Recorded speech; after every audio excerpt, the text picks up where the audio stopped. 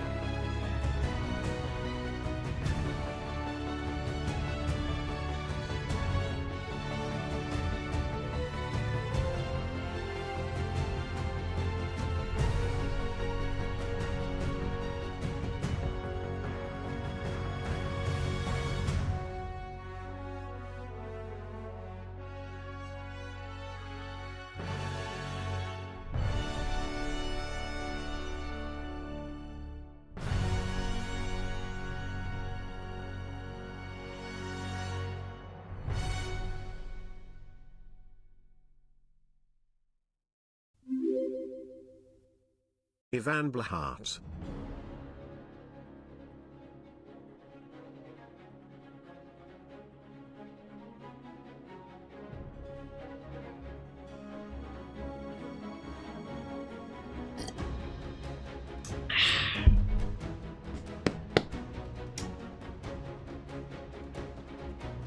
Well,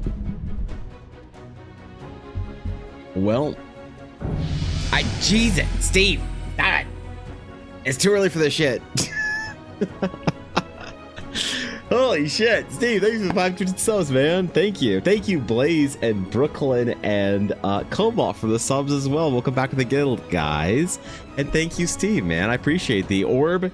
Grows apparently, or some shit. I don't know, man. Goddamn, thanks to the subs, guys. I appreciate it. That's very kind of you, man. Holy dude. Hello. Yes, we returned. Yep, you had that queued up. Oh man, taking advantage of that September discount. Let's go, man. I appreciate it. Thank you very much, Steve. That's more than I deserve, so I appreciate it nonetheless, though.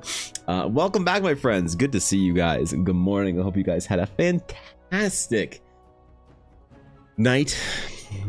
I hope you've woken well rested, ready to go. A new day, a new era. So last night I tried my printer out for the first time. She good, man. Ooh, she good.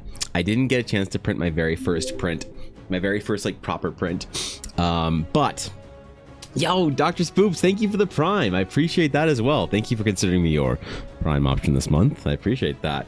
Goddamn, dude. I appreciate it, guys. Thanks, man. Thanks for the support, yo. Dude, I don't deserve it, man. I might sell my own I am gonna probably sell my old printer next. Yeah, I'm probably gonna try and get rid of it because it's still $1,000 printer. You know, I can probably still find somebody locally or whatever. But yeah, the new yeah, we can see it. So I haven't figured it out. Like, I'll show you, but I'm having issues with that. So I'll show you what I did. So here is where we're at. I see. All right, here's where we're at. I'll show you guys. Tell you on TikTok, maybe laugh about the Fox girls. Oh, dude, really? Oh, shit. Well, thanks for popping over from TikTok. I appreciate that. That means the world. Goddamn. Thanks for watching my videos. I started making my process videos and just kind of messing around, having fun with them. So I'm glad that some people appreciate the nonsense. So thanks for popping over, Dr. Spoops. I'm honored. All right, so here is the first thing I ever printed with my new printer. All right, the first attempt at a proper archival giclée print, a little special edition version of the print that I'm gonna make for Ella as the very first proper archival print.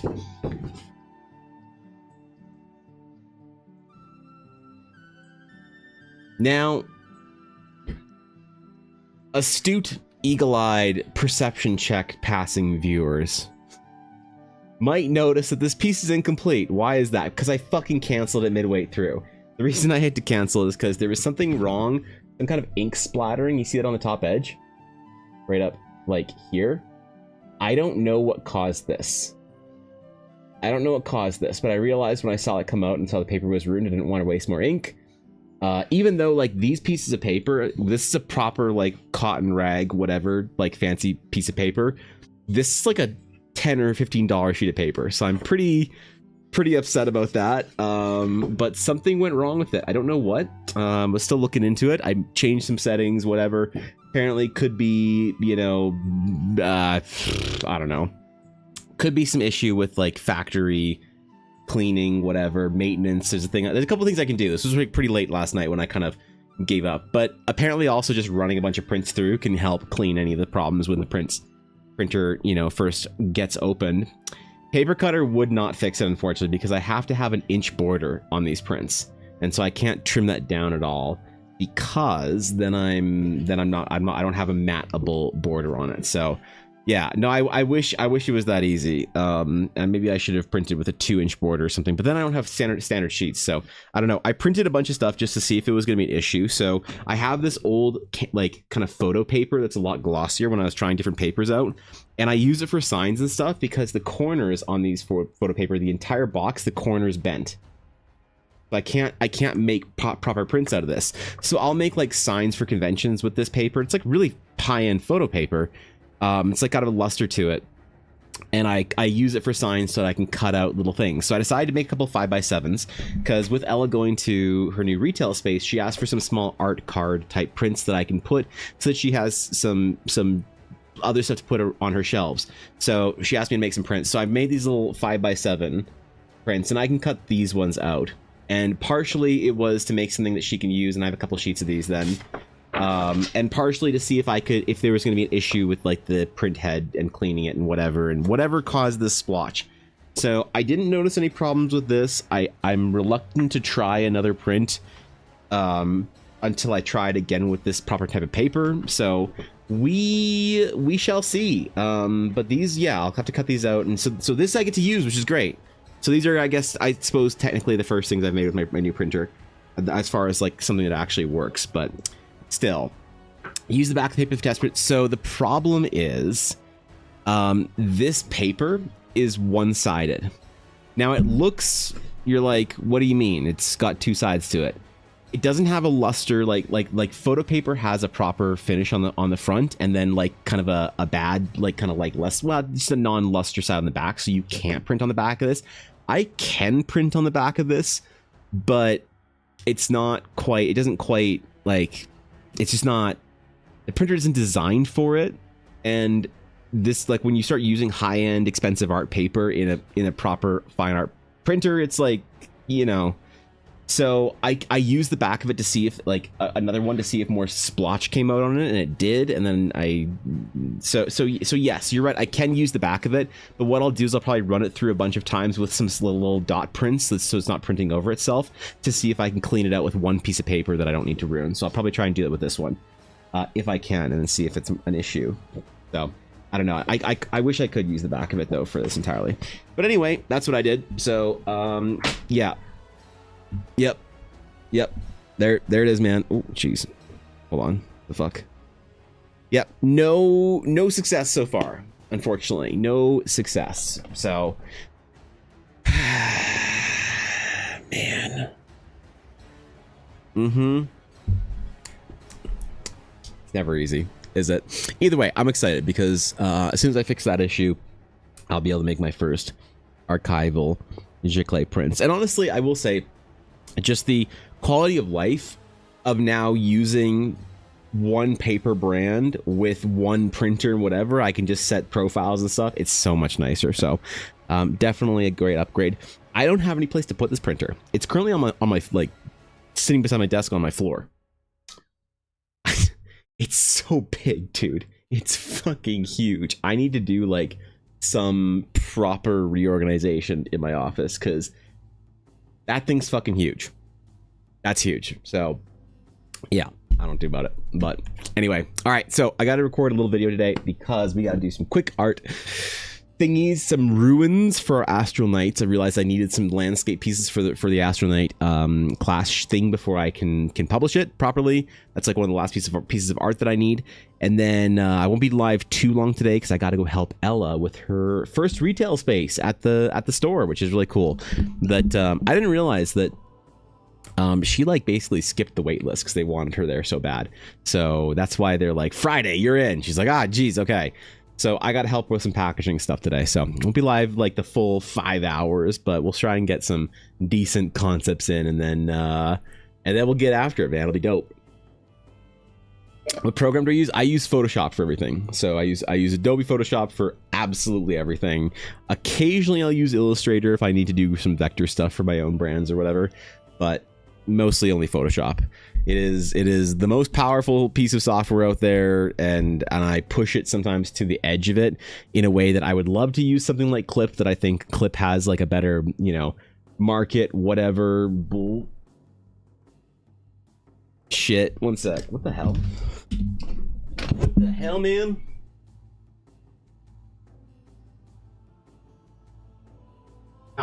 Add windows. All right.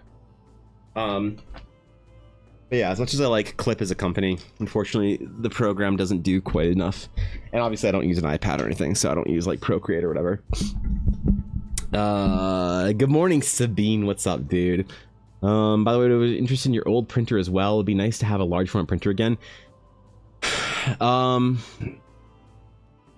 problem is the printer that I have is so like the old Canon that I have is so unreasonably big and heavy that I don't think shipping it would be practical. I think shipping it would be way too expensive, to be honest. So I don't know. I could look into it because yeah, I mean, I don't really mind wherever it goes, I suppose. If someone can use it, that'd be dope. Clip? What's up with Clip? They're trying their best, Alf. That's what's up with Clip. What's up, dude? Good morning, Alf. How you doing, man? Thanks for the tier 3. Jeez, dude. What the fuck, man? What's up, Alf? Thanks for the tier 3, bro. I appreciate it. Yeah, no, I'd be totally willing to send that printer anywhere, but it's just an issue of shipping. I don't know. I can look into it though. Retail space stream. I can't. I'm not doing IRL streams. Slept for 13 hours yesterday with time to do my art practices. Excellent. Good. Remember, this week, Alf, I'm just easing you and Minnie into it a little bit. I just want you guys to do a little bit of stuff. Once you get a little bit used to some of the practices of these things, we're going to go in some hard projects starting next week. So I'm really gonna take it to you. So rest up, man. Don't stress out too much. But I'm glad that you're finding some time to do it anyway. So I use Clip, but that's just what I was taught on. Sure, yeah. I mean, like Clip can do, I think, like 80% of what Photoshop can do, and it does some things even better. It's definitely way more user friendly. And I am hoping in the next couple of years that Clip can overtake Photoshop as far as like power, because Adobe seems to be putting a lot of effort into generative AI tools within Photoshop and not a lot of stuff into painting. So if they don't get their shit together at some point in time soon, we might actually be moving to Clip, or more likely actually Rebel for painting software. So I don't know. I got no brand loyalty. As long as Photoshop's the best for what I do, then that's what I'll use. And the second something takes it over, and I don't care how much money it is, I'll switch over, you know? It's a whole thing. I'd probably put it in the back of my truck when I drive up that way. Excuse to visit Calgary again. That's fair. Okay, that may be easier. Yeah, I mean, for sure. I don't know what I'm doing with it yet. Ella mentioned that there was some like creative. Hold on, I gotta pick the right word. Another vendor at markets that was interested in either getting some printing done or old printer, and I'm not sure if she had a conversation. I basically said that I don't like, she could do whatever she wanted with it. So I don't want to promise something if she's already made a thing, but I don't think so. So if you want it, man, you can fucking have it. It's still $1,000 printer, you know. It's still a really good fucking printer. So, it just doesn't do rolls and spools and stuff. That's it. So, all right. So, okay, you got to be efficient with time today. That means no memes. All right, no memes. We have to get important pieces of art done. The Astral Knight class needs some monuments, some ruins, because within the class fantasy, what do you do as an Astral Knight? You're an Astral Knight. You've gone through the Astari training. You've gone through the entire selection process. You become an acolyte. You become a squire. You go through the branding of the Eldari rune, a tattoo carved in your flesh with inks and meteor dust. I made that up just now, but it sounds cool. Inks and meteor dust. Space. And now you are training under the supervision and tutelage of an Astral Knight. What do you do day to day? What do we actually do as Astral Knights? I don't think I've ever really covered that, you know? So I realized that when I was reading through the class, and I was like, I need some like really adventure type things, because the Astral Knight I want to paint a very specific class fantasy for, right?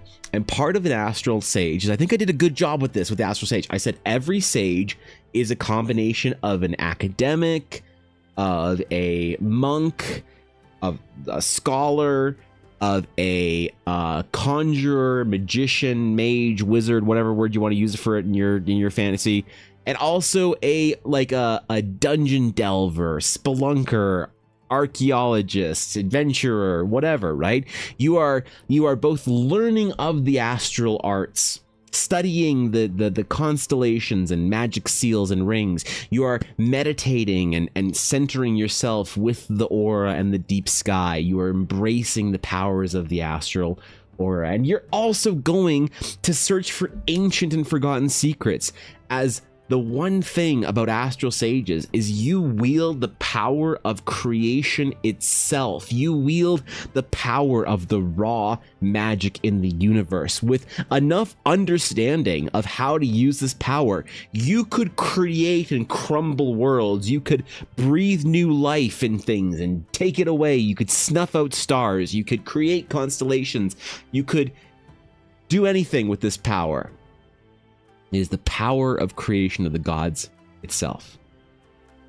But we don't know how to use it because it's so complicated. It's so difficult to understand. It's so esoteric. However, ancients had a better idea of how to use it. And so as an astral sage, thanks to the thanks to the flower. Thanks for the follow, Tommy Bit. Thank you. Is that right? Tommy Bit? I think so. I don't know. My eyes are a little bit, I can't read stuff over on that side of my screen. Thank you, dude. I appreciate it. Yeah, you find these ancient runes, and you find sort of information of the old. You find the way the elders use this magic, and you try and find and trace back the footsteps of the Eldari. This ancient beyond ancient beyond ancient, ancient when the ancients were ancient. Group of, depending on who you ask, people, a will, a force, something. You don't know if it was a magic, if it was a god, if it was a group of an ancient civilization of advanced or whatever. These Eldari are often described as many but few, so basically multiple. That they were a group, not a singular person, but the Eldari, that they shaped and built Teleria, and they used the ancient rings and runes that are still there today. That was their purpose, is that they were used. That's how astral sages learned to carve their original runes, to focus them at the sky. And they realized, if we can do this, we can conjure fire, we can breathe life into people, we can create barriers and shields and this and that and force and comets and meteors and all this cool space magic. What could they do with that giant rune? And so as an astral sage, you are often looking to the past to find out how ancient sages used the same powers, maybe better, maybe forgotten knowledge, forgotten understandings, and also, if you can, dive into the true ancient creation of the world and figure out how the Eldari themselves. God damn it.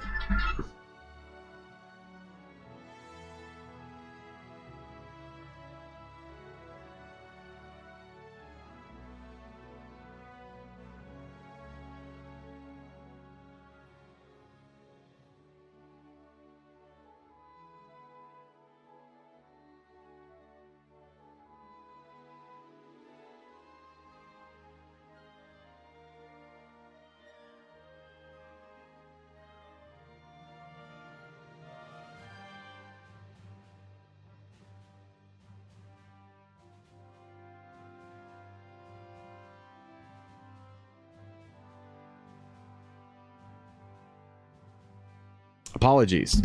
We're good. So that's what a sage does. A sage will travel through time and history to try and also find these ancient clues. So even though you spend a lot of your time learning, studying, meditating, you also spend time exploring, rediscovering, learning from the past, digging, venturing. So what does an astral knight do?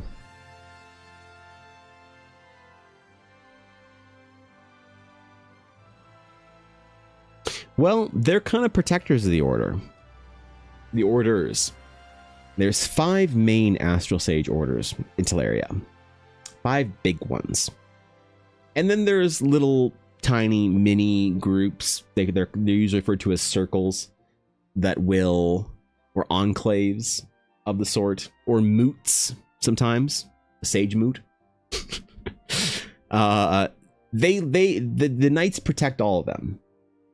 They protect them. If you mess around with a sage order, if you try and bring them, because sages are very good about one thing. The big orders stay out of everybody's bullshit. If you want a war from one society to another, you want a war against one kingdom or another, you want to take land, conquer, whatever, the sages kind of like, hands off. We won't help you war. We're not going to stop you. Just don't fuck up our temples.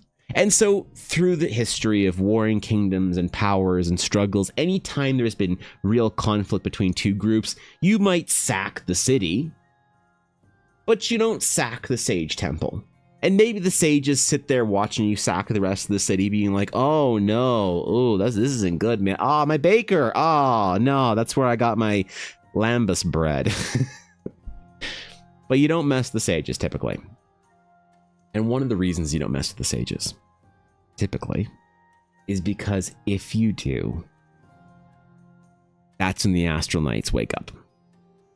That's when the knights wake up, man. They wake the fuck up, eyes open, get out of bed like the second Terminator, and there is no force on this world that will protect you if the astral knights want you dead. Doesn't matter if you're a king, an empress, or even a god king. The knights will find you, and they will hand deliver your head to whoever is the second in command and encourage them not to make the same poor choices.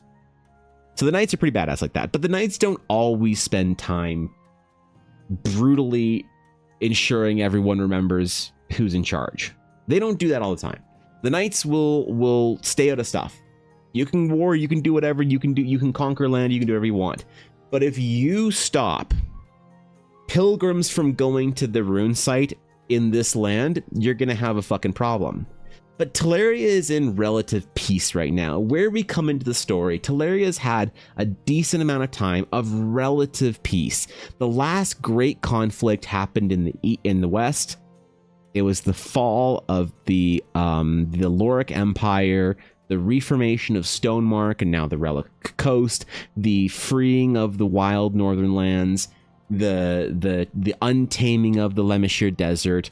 And as it kind of fell and sort of this empire fell in a massive crash, there's just kind of a whisper left. People, there's little conflicts. There's bandits and warlords and warring factions and people that aren't happy with each other and guilds and things like that and trade consortiums.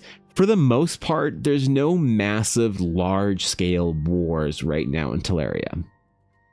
And it's been like that for a while, at least a couple of generations. And so what do we do in times of peace as Astral Knights? And that's something I haven't covered in the book yet. And I think it's important to sort of remember that the Astral Knights have a couple of missions.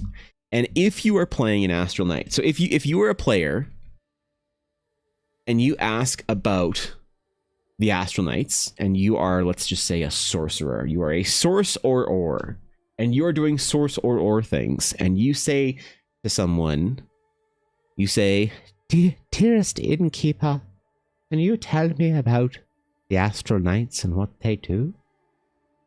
Well, I might give you one answer.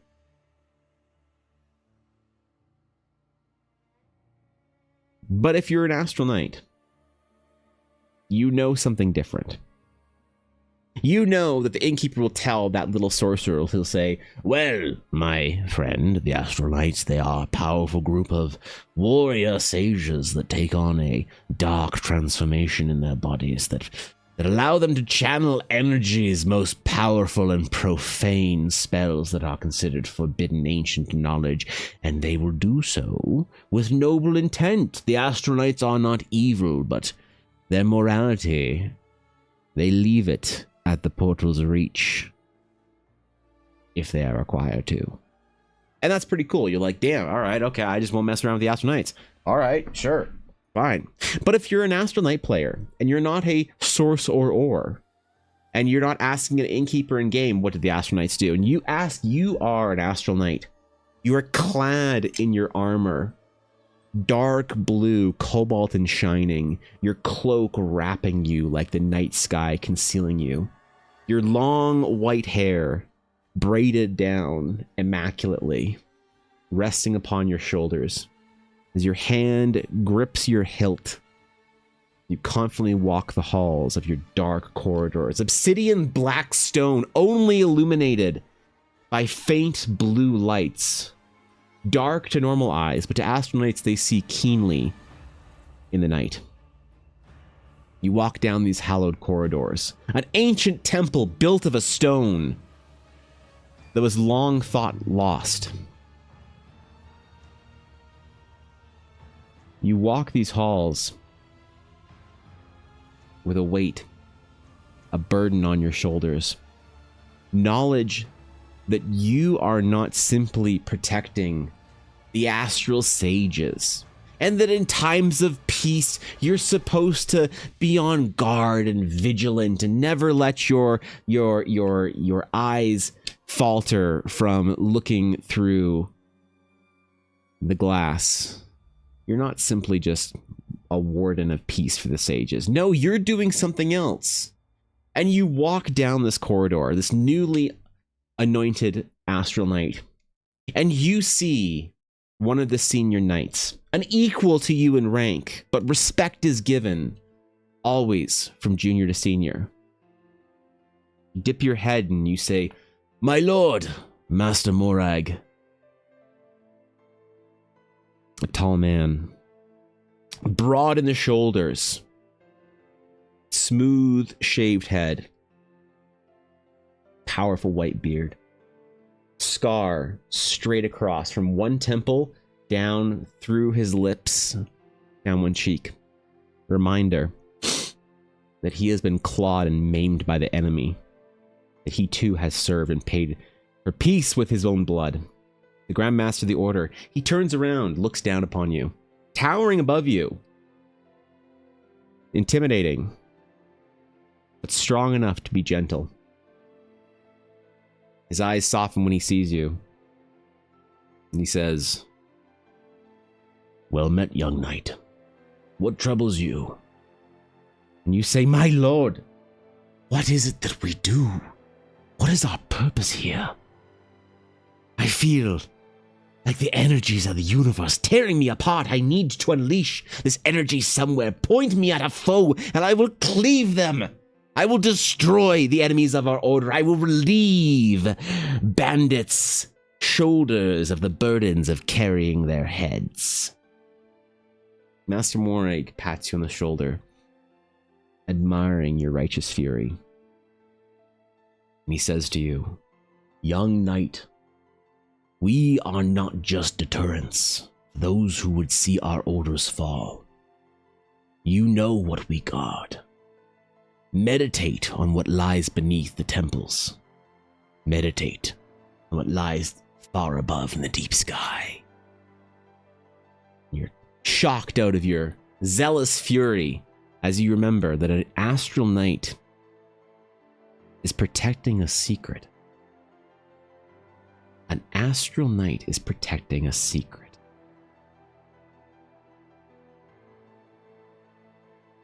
Now, I'm hesitant to tell you what that secret is, because I kind of want knight players to get into it.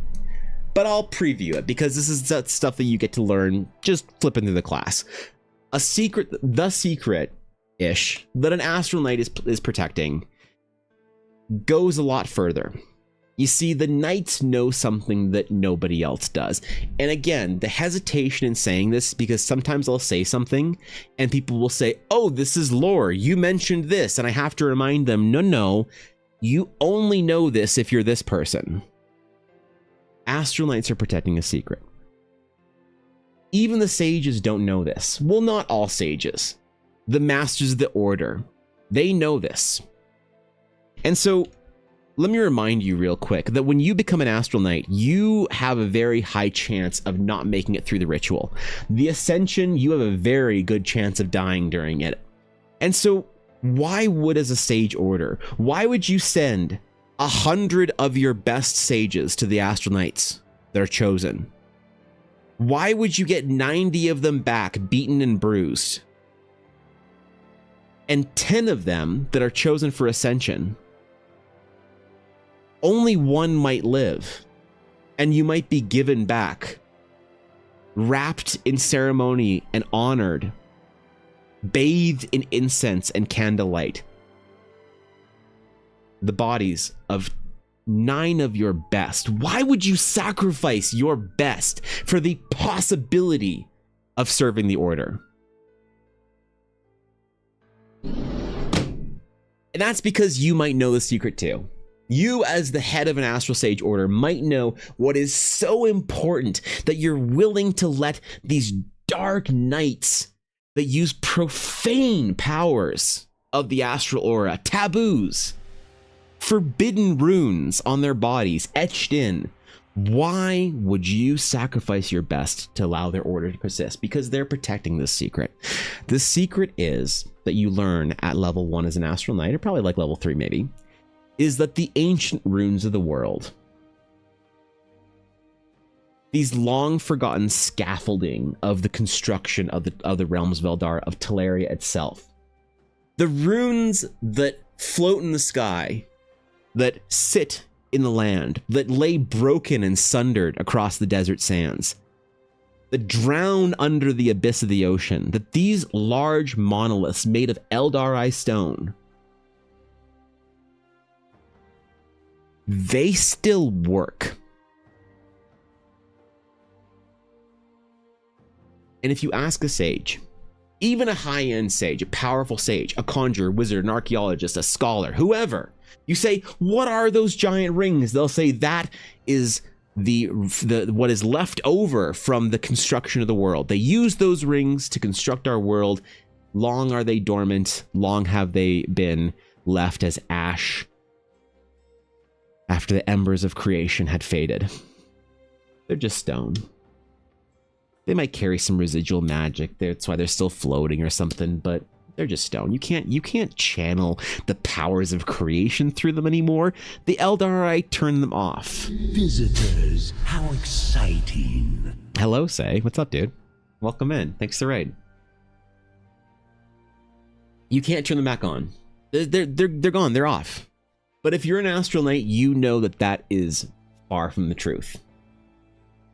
And so Astral Sages command the powers of creation themselves. They wield the constellations as their own sources of magic. They have all the power of the gods, except for the knowledge on how to use it. It's beyond the comprehension of the mortal mind. So the reason why these runes aren't active is because no one knows how to use them. But the knights might have an idea. The knights might know how to do it. And they know that this is like splitting the atom. That these rune structures are so big, so vast, so powerful that if you knew how to use them, if you understood the great knowledge of using these large runes, that could be cataclysmically world ending, and not through malice but ignorance. So there are even whispers that there is some forbidden knowledge even within the sage orders, that if a sage gets too close to uncovering a secret, they might be visited very gently by some Astral Knights that encourage them to come study the runes with them, away from prying eyes, sworn to secrecy. But that's myth and rumor. Who knows? No sage has ever admitted to that happening. So that's what your vibe is as an Astral Knight. Your part of your mission is to ensure the peaceful preservation and protection of the rune sites, not for some sacred religious reason that they are the thing that we've always worshipped, but because they're really fucking dangerous, man. And you have to ensure that nobody's messing around in there. And so that's one of the missions of the Astral Knights in peacetime. So that's one of your missions. So an Astral Knight day to day will often be somebody that follows rumors, hears whispers in a market, and goes to investigate some things. There will often be a time where you as an astral knight are told that there is a rune site that you have heard that pilgrims are having a difficult time getting to. And although that's bad, like you want your sage pilgrims to be able to get to the rune sites, you're a little bit worried. You're a little concerned. Why is there something going on over there? This magical school has taken a particular interest in this rune site. You're also supposed to track and use the ancient libraries and ancient knowledge of the Astral Knights and the Grand Sage Orders to discover new rune sites. Because some of these sites also, the last kind of secret up the class story, because a lot of this I want players to uncover the mission of the Astral Knight as they're playing through the class. And that might sound very very unsatisfying. You're like, come on, Evan, just stop being weird about it. Like, just tell me the whole story. No. Narrative payoff is an important thing in D&D.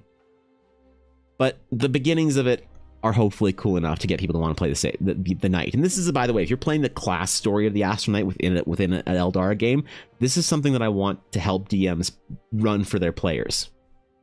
So the next thing up in there is that a lot of these rune sites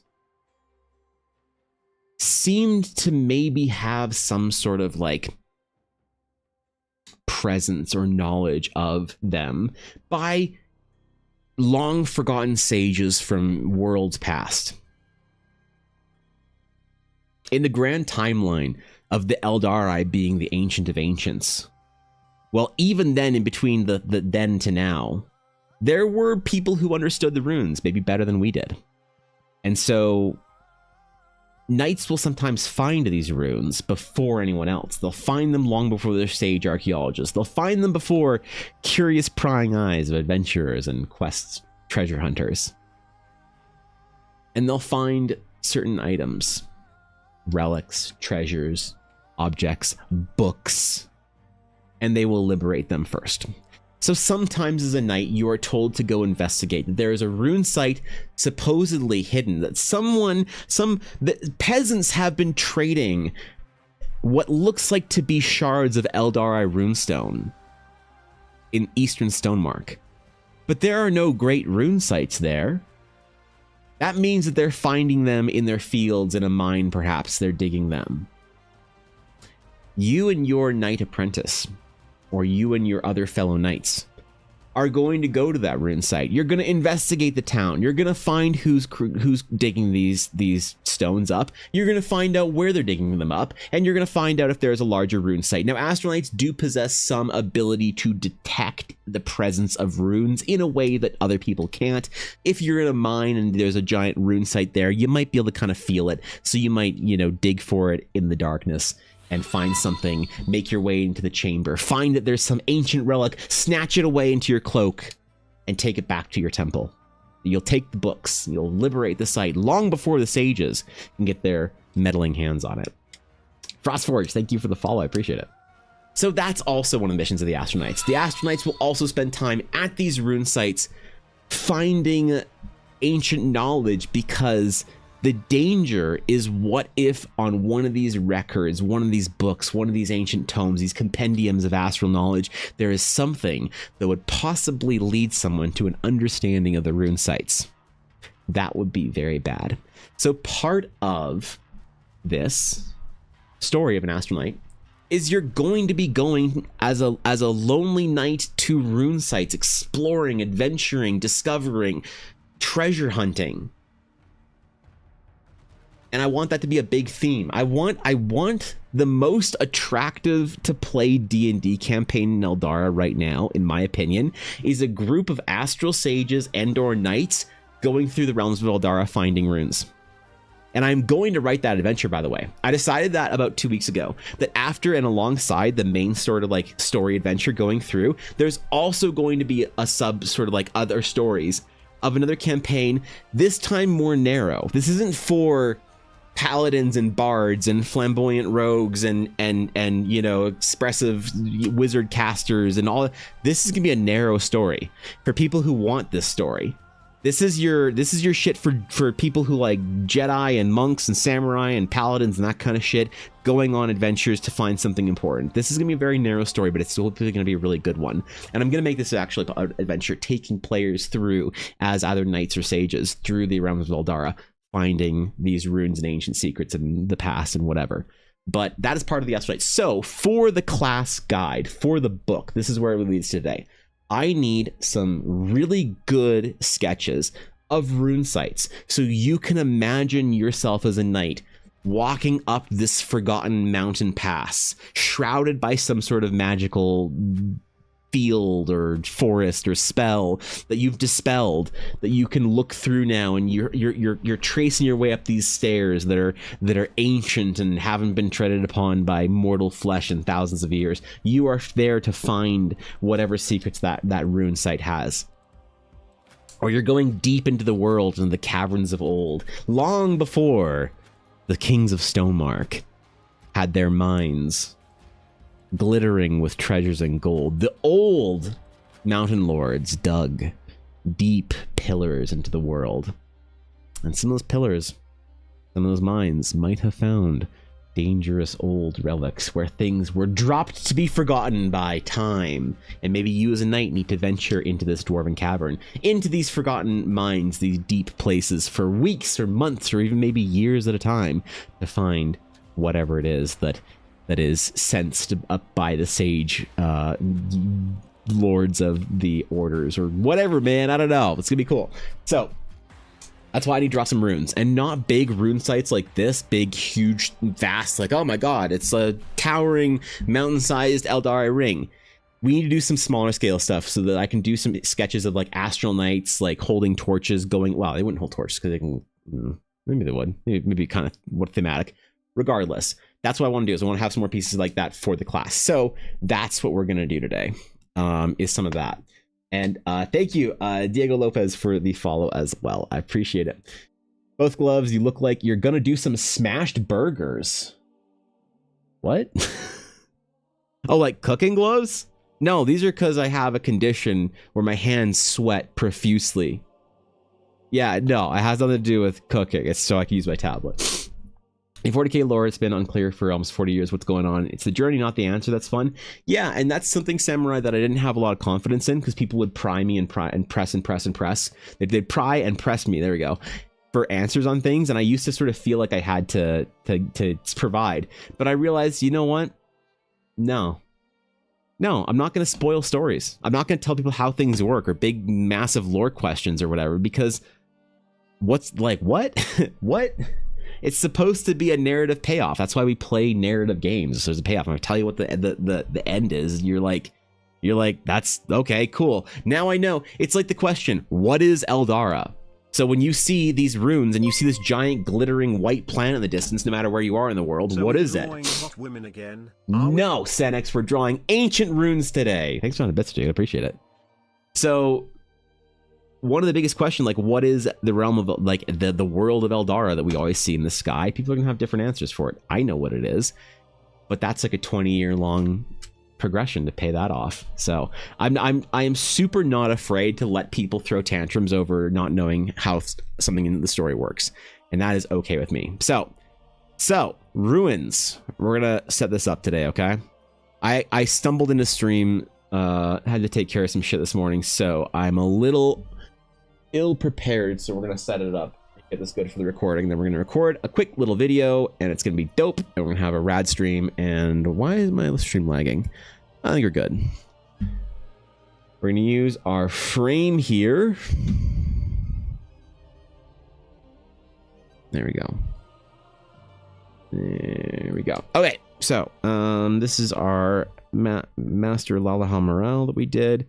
So we're gonna do a new little thing, which are some ruins sketches. Ooh, I just definitely didn't spell sketches properly. Cool. Paper acquired. Good. That's what I like to hear. Koi, good morning, my friend. How you doing, bro? What's up, dude? What's good? Hot Winter back. No, we're drawing runes. We're drawing runes. Good news, you hit 200 followers. You 200 followers on where, Say? Congratulations. That's awesome. Congratulations, Say. That's dope. Do you mean on Twitch, or I thought you had like a lot of people followers on Twitch? Where else would bring her back? Are you trying to like Leia me, or Luke and Leia me? Okay, there you go. Hold on. I'm only bringing this back, by the way, not because you asked, but because I need to sample my color, which I should have on every piece that I'm working on somewhere further down, but I don't because I'm bad at art. So I should have it on the background, like up here, a little block that I can just like grab my palette from, but I don't. So, dude, I keep getting questions, Koi, on like TikTok or something or whatever. People are like, what background do you use? What brush do you use? Is there, am I ignorant to this? Is there like a marketplace amongst like the internet artists, like non-studio professional artists, where people can just like Google a background? Like, is there like a store somewhere that I'm unaware of? People are like, oh, what background are you using? I can be like, oh, I'm using background 36J, and everyone would know what that is.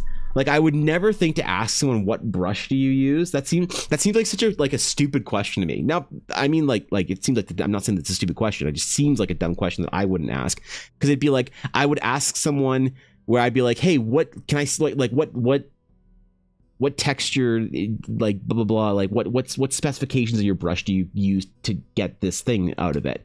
Like what opacity and flow and dual brush and whatever and all that kind of stuff. I would never ask a broad question of like, what brush do you use? Because it's like, what? How do you? I don't even know how to answer that. You know, like, is this a thing where people just download like there's like a list of 100 like CSP brushes or some shit that I'm just not aware of or some shit? Frost, thank you for the follow. Hi entities. Hi entities. Hey, what's up, dude? Thanks for the 200 bits, man. I appreciate that. CSP has one. So whenever somebody says what brush are you using or what store are you, or what background are you using, are they just self-reporting as clip users, and that's like a normal question between two clip users? Photoshop is a plugin store and a stock photo store. Yeah, but no like brushes and textures and stuff. Building the right brush will make them suddenly hireable. Yo, it does. Ancient runes. Yep. Aha. Yep. I see. Do those summon hot women by chance? No. You know what, Senex? I'm holding all attractive women hostage on this stream. Yep. You will get 1 second. You'll get 10 seconds per 100 bits of attractive women on the stream. I'm microtransacting it. From now on, we're only gonna draw big, hairy, sweaty men and runes. Yep. And if you want hot women, you have to fucking pay for it. So that's a high rate for hot chicks, dude. You should see how much I charge for my OnlyFans AI account. Ooh. I said that out loud. Guys, I'm gonna have to delete the VOD. Yeah. Ooh. Doesn't Photoshop have a bunch of custom brushes people make? I don't know where to get them though. Well, it's the thing, you can make a custom brush, but there's no like general like place to get them all, you know? Right? I don't know. ArtStation has a ton of stuff like that in their store, though AI has been taking over as per usual. Yeah, ArtStation's store is unusable now. It's just nothing but AI pose dribble. So a TTS from Odd Entities is your average ArtStation experience for looking through the store. There you go. Thank you for visualizing that, or making it verbalizing. I don't know. Thanks 100 bits, entities. Found the channel via YouTube Shorts. Oh shoot, Frost, welcome then. Welcome over from YouTube. Like the speed of the art videos and the way they all look, like the doodles on coffee spotted paper. I don't really know how to explain it, but the drawings look pretty. Dude, I appreciate that. That means a lot to me. Thank you very much for stopping over by the stream. Seriously, dude, that's really cool, man. I've been enjoying making YouTube videos, so thanks, dog. One day when I have money, I'll make you draw the Twinkabus.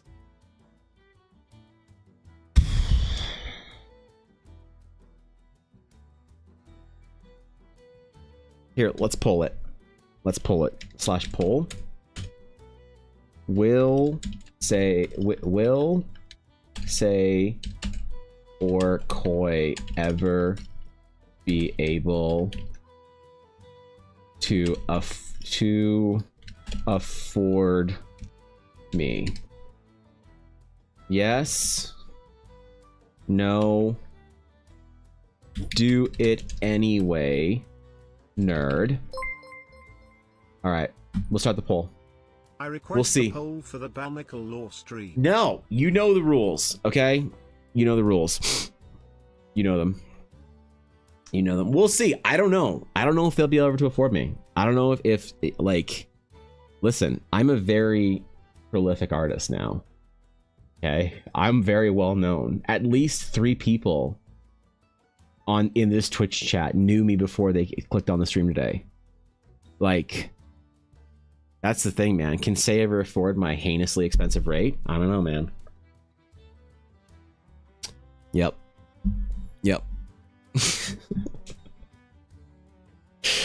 Just gotta go over to coffee and pay him money, and he'll have no choice in drummer hot woman. Shit. Damn it. Don't tell him, Brooklyn. Okay, wait, hold on. No, I need to, we gotta record. Okay. All right. So we do some smaller rune sites, so smaller monoliths, things like that. Do it anyway, nerd. I am betrayed by my own chat. I am betrayed by you fucking goblins. What do you mean? Why do you want me to draw a twink incubus for Say? All right? No amount of pressure can make me do this.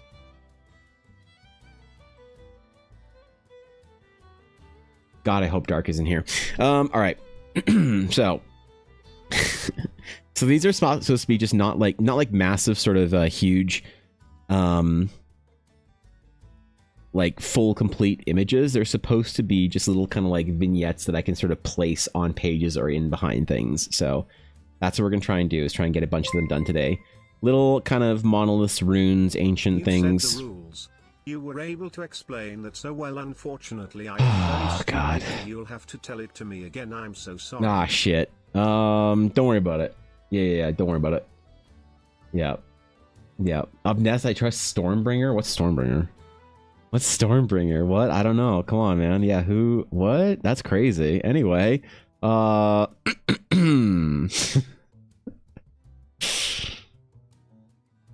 Oh boy. Huh. That's weird. Yeah, what are you talking about, man? That's crazy.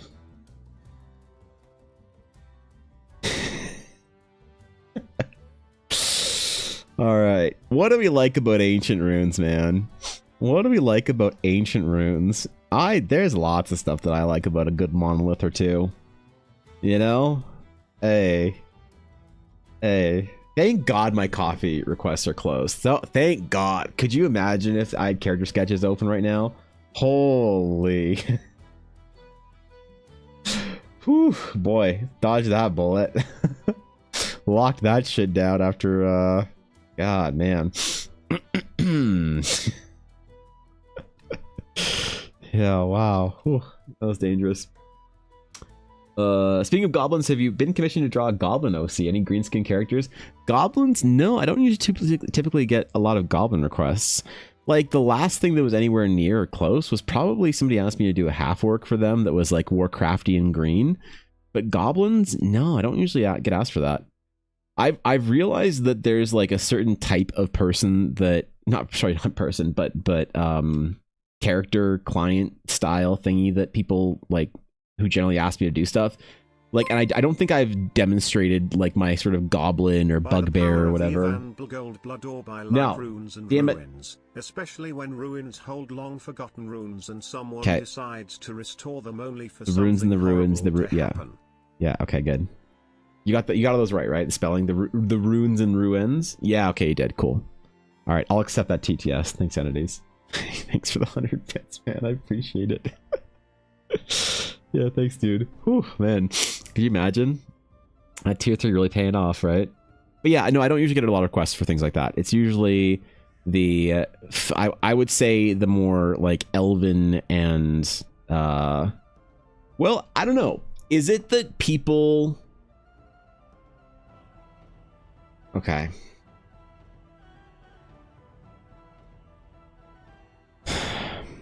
Do I want to reveal it? I don't know if I want to start a fight. Is this worth getting canceled over? I could say it. I asked somebody, another artist who does similar work to me, I asked him why all my clients typically want similar things. tieflings, elves, whatever. And he said to me, he kind of exhaled quickly in a disapproving, like a one of those. He gave me one of those, and he said, "You know why?" And I said, "I don't." And he said, "It's because this might not be worth it. I might just offend too many people. Okay, fuck it." He said, "Because those people who play those kind of characters are the only people who actually have money for commissions."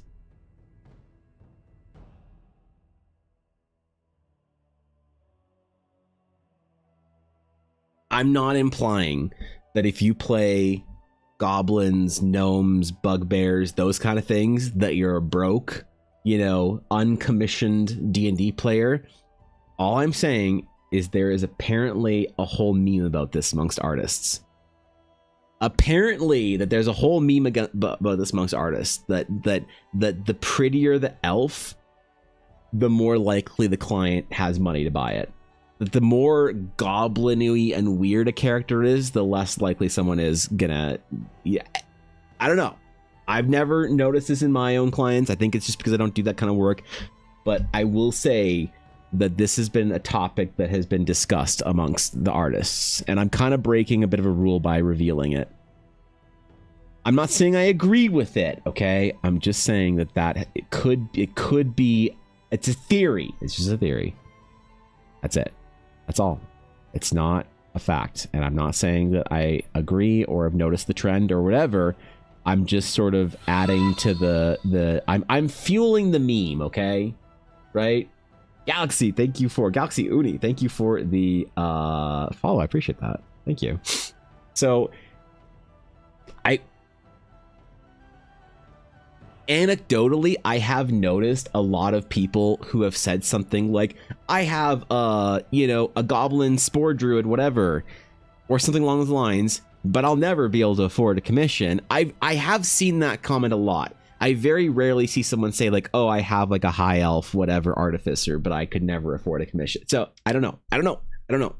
Anecdotally, I see evidence for it, but I still think that that's a little too disrespectful to make that assertion based off what somebody likes to play in their D&D world. Okay, all right, that's it.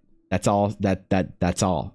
I'm not agreeing with any of this shit. I'm just fanning the flames because it's funny. You'll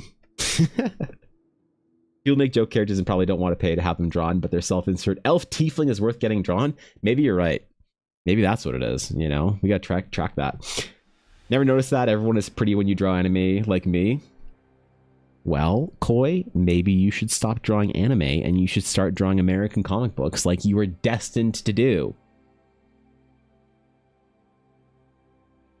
Come on, bro.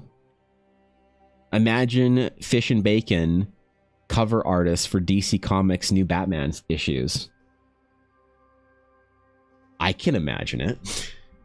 I don't know how I could link up my complaint that I can't really find a way to draw cool looking huge ears. The same thing comes from Yordles from League of Legends. Yeah, Yordles are... I've never had anyone ask me about a Yordle, so... I'm also annoying with the huge messages that I just followed. No, Frost, you're good. You're good. That's not a huge message. I get, like, if you stick around for the whole day, as soon as I say something relatively contentious about my opinions of fantasy, you're going to see paragraphs appearing in chat that I don't read. You're totally good. No. I'm honored to have you here, Frost. So I hope you feel most welcomed and you don't got to worry about that. Western style art pass, yeah. Maybe it's the personality type that isn't mostly goblin players are broke. It's mostly goblin players insist on bemoaning their problems out loud more than other players. Oh god, these clips are gonna get out of here and people are they're gonna blame me for you saying that in my chat, Ashley. God damn it. Is this what Arendelle feels like?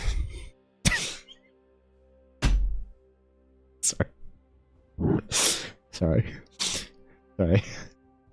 I guarantee Ashley I guarantee Ashley thought that was funny. That was for her.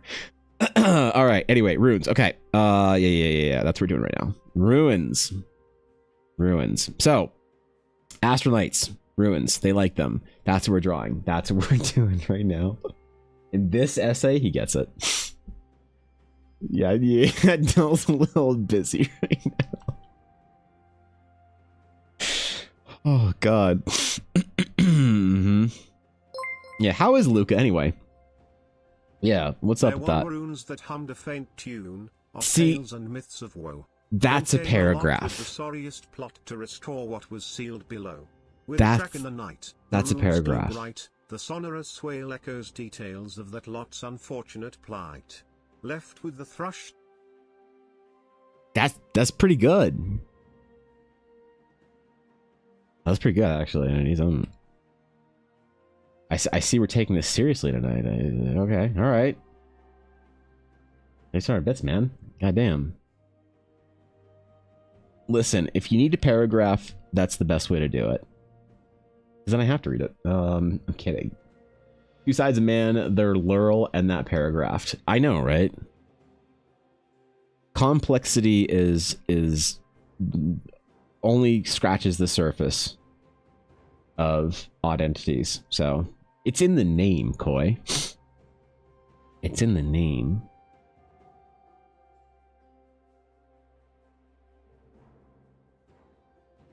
Okay, we're gonna have I want to show the Astronites as much as I can in duos, because I want the class fantasy of you sort of like taking on an apprentice and like having a brand new knight squiring for you to be something that's kind of built into it, because that's very important to Ella and the kind of Astronite story that she likes. And the Astronites are supposed to be something that are like dope and like fully formed ideas, but it's also something I'm doing for Ella, right? So. And that's the other side, man. You thought you were safe.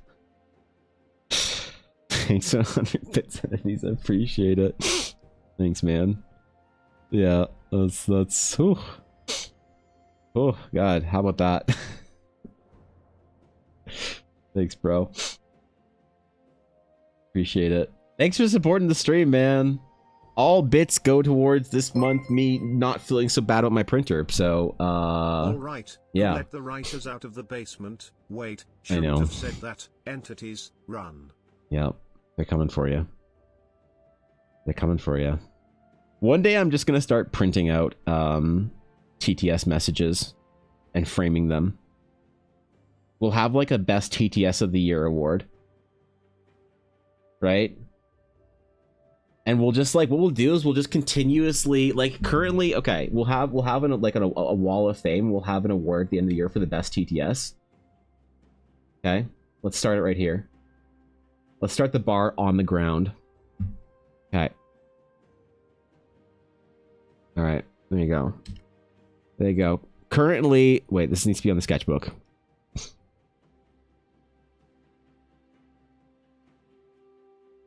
Currently, this is now, unfortunately, the top leader for the best TTS leaderboard. Best TTS. We'll decide at the end of the year if anything beats it, or if everyone just gets out a shovel. Thanks, man. Unironically, entities, I do appreciate it. Thank you for the support, bro. Seriously. Good luck, Thorkin. Good luck, hermiting. Good luck doing whatever it is you're doing today. May fortune find you. May the muse favor you. In the darkness, may you go forth and fear not failure. Did you know that if you mix up the letters of mailmen, they don't like it?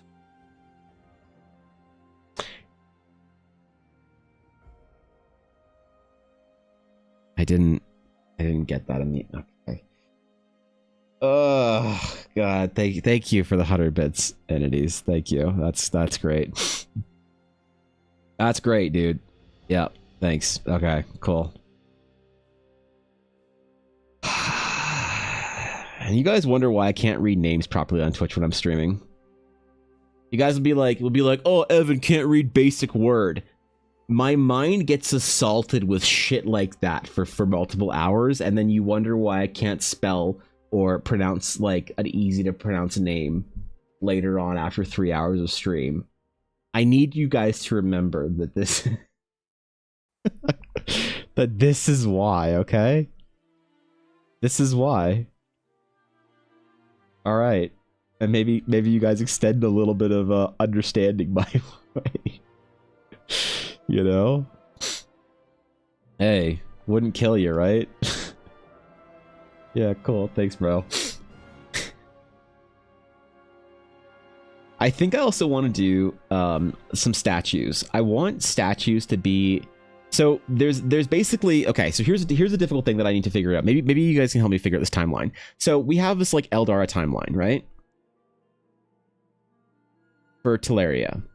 And this is actually kind of important. So you have like the old stuff.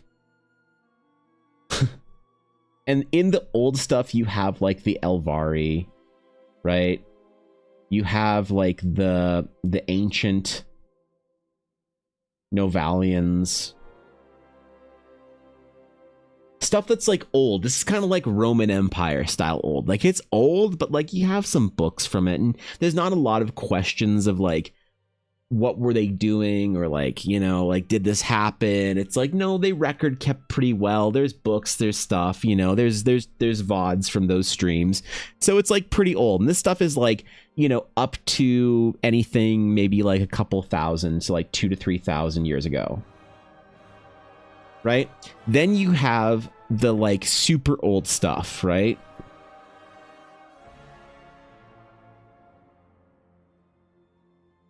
And this is like the founding of the mortals.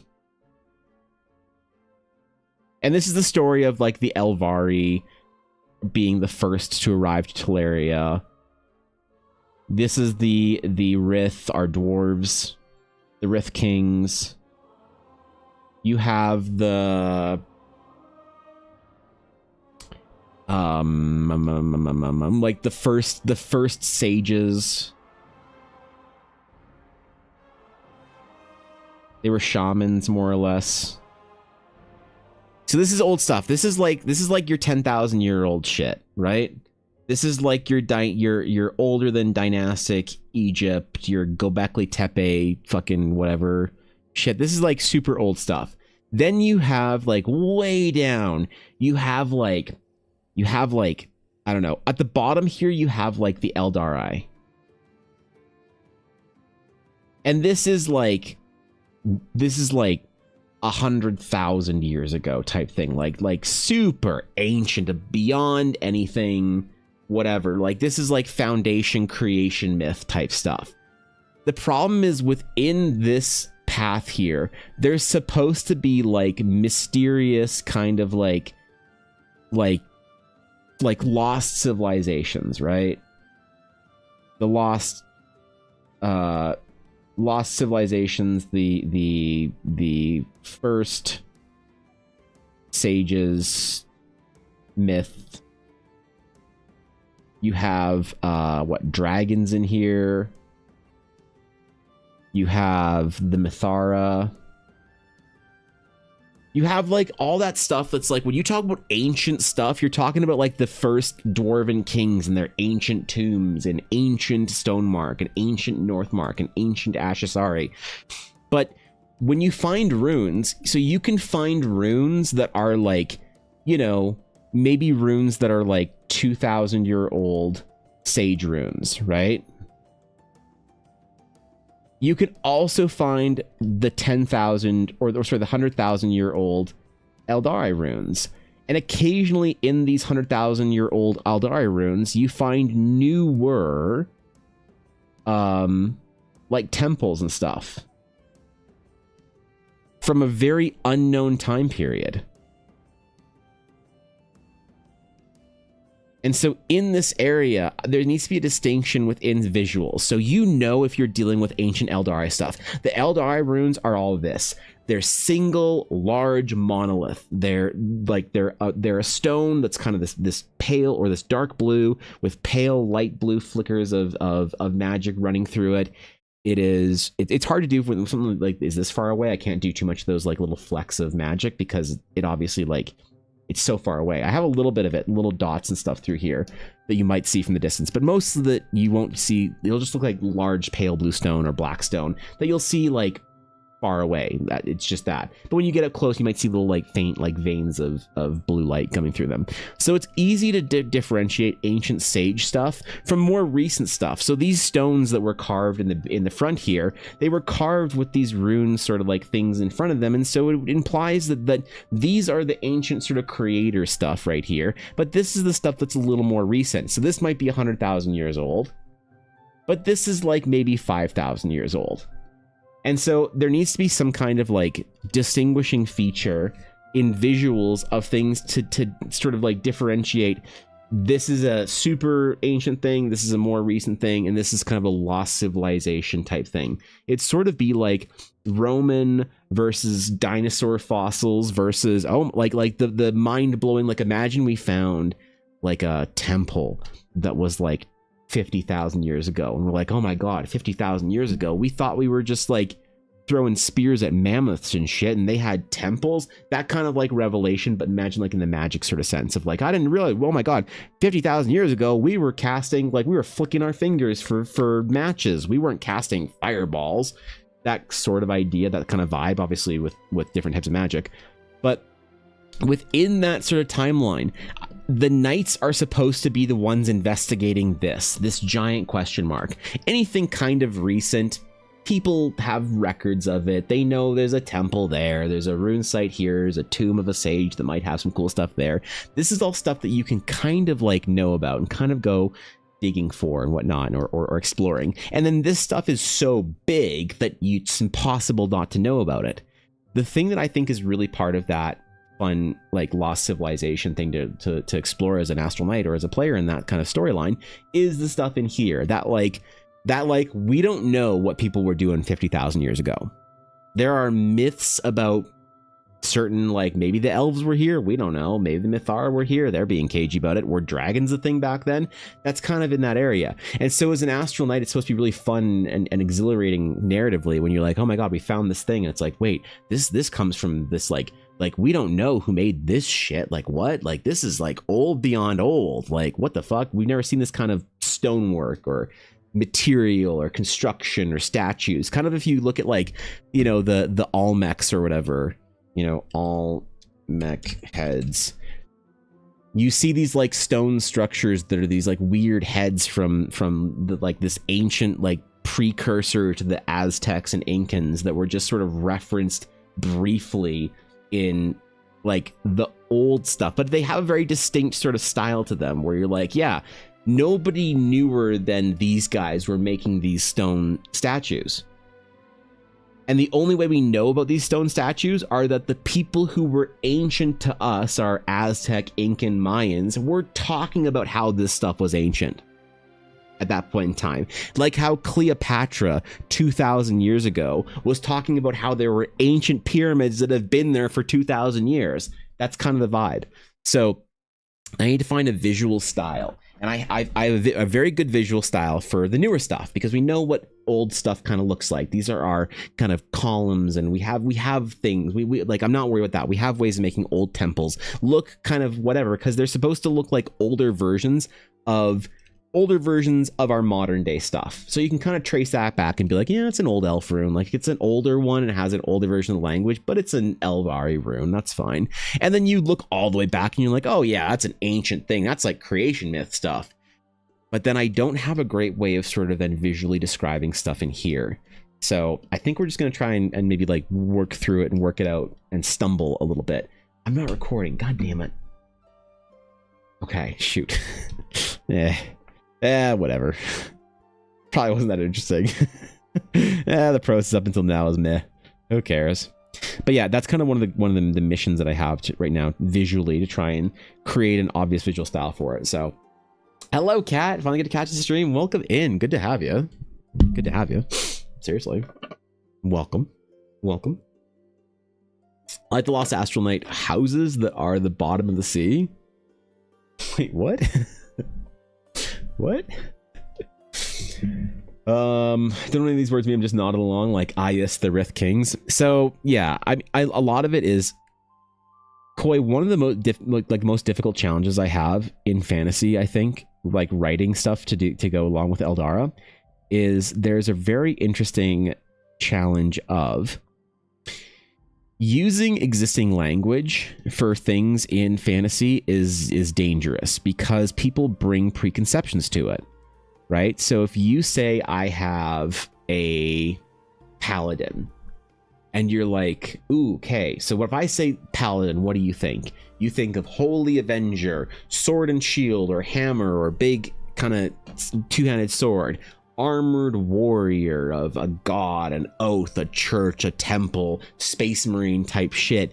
A guy who like pulls out his sword, it starts glowing with light, and then he says something in Latin and then like smites the demons or whatever. Like that's what we think of paladins. You say paladin to a group of 1,000 nerds, and you say, guys, who likes paladins? And everyone's gonna, you know, decide if they like it or not. And but they all know what a paladin is, right? Generally. And so the issue is that, like, what if your idea of a paladin is different? What if your idea of a paladin is someone who can't use magic at all? You're like, what? Well, like the original historical idea, the historical context of a paladin was, I believe, a religious, but not always, knight of a certain, wait, was it, hold on. Were they French peerage? Or English peerage. Right, they're warriors in the court of Charlemagne, so English peerage. So these were considered to be the top-ranking dudes of the original king of the founding English whatever story. So they weren't like holy avengers doing shit that, like, you know, were doing all kinds of crazy shit. They were just like they weren't actually, I'm not even sure if they were like really knights or if they just kind of like claimed that because of history. They're like, oh yeah, I'm a knight, but you're actually just like kind of a lord. Who knows?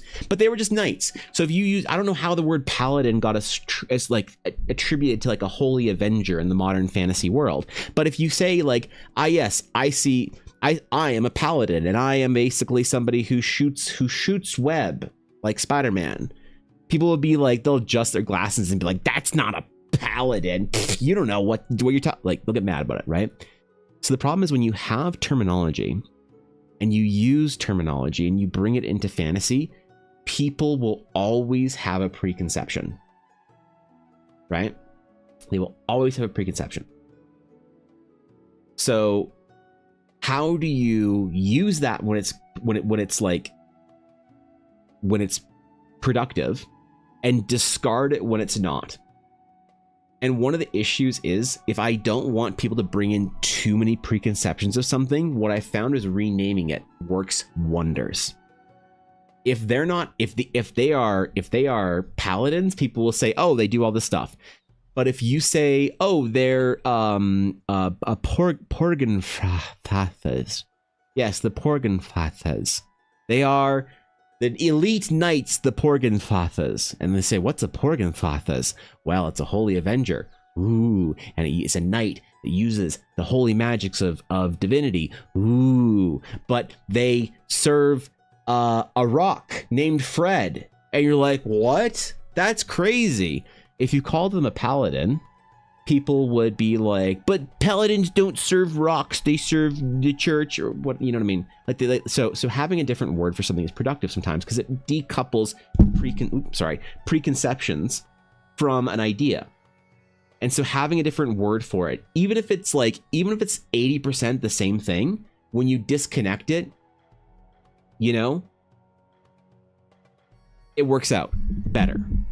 So if you say, I have dwarves in my world, people are like, oh, I know dwarves. They all speak with a Scottish accent. The world needs a champion. They're short and stout, and they got massive beards, and they're all hairy, and they mine, and they dig. And they think that's what a dwarf is. But if you have your dwarves be like based on kind of like Slavic, I don't know, like Cossacks or something like that, you know, mounted cavalry, people will often then be like, well, that's not a dwarf. So it's useful to rename them. You say, well, they're not dwarves. They look like dwarves. They're 80% similar to dwarves, but they're different enough that I call them the Rith. And that's been a very useful strategy. It's actually worked remarkably well from people not being too attached to their preconceptions. So you can still utilize preconceptions where they're good and productive, but you're not hindered by it. The problem with this is when you make up words. So I don't know, it was either Tolkien who wrote about this or somebody writing about Tolkien. I don't remember where it was, but I read something a long time ago, a couple of years ago. It was very interesting that more or less said something along the lines of, you can't make somebody learn too many words at a time. If they try and learn too many made up fantasy bullshit words, they're going to start forgetting them. So this is why, in a lot of ways, Tolkien named things mostly understandable. Now, obviously, there's the translation of ancient language, whatever, like bullshit, and Lord of the Rings nerds can, like, you know, whatever. Visitors, how exciting. Yo, Charmed Fantasy, what's up, dude? What's up, dog? Thanks for the raid, man. Welcome in. You came in just in the middle of me monologuing about fantasy bullshit. So, guys, if you aren't following Charmed, does a lot of really cool stuff, some great ass D&D games, and has a great time over there. I enjoy my stay whenever I stay, and welcome everybody. Hold on, let me just like finish my thought here real quick. Nick, thank you for the follow. So we're talking about basically made up names. So like how it's easy, just to catch you guys up in 30 seconds, it's easy to name something that exists in fantasy a different name in your fantasy, because it decouples the preconceptions. So if I have dwarves but they're different in some way, people will get mad and be like, that's not a dwarf, and you're like, okay, whatever, you know. So if you call your dwarves something else but they're 80% dwarves, then people are okay with that 20% difference.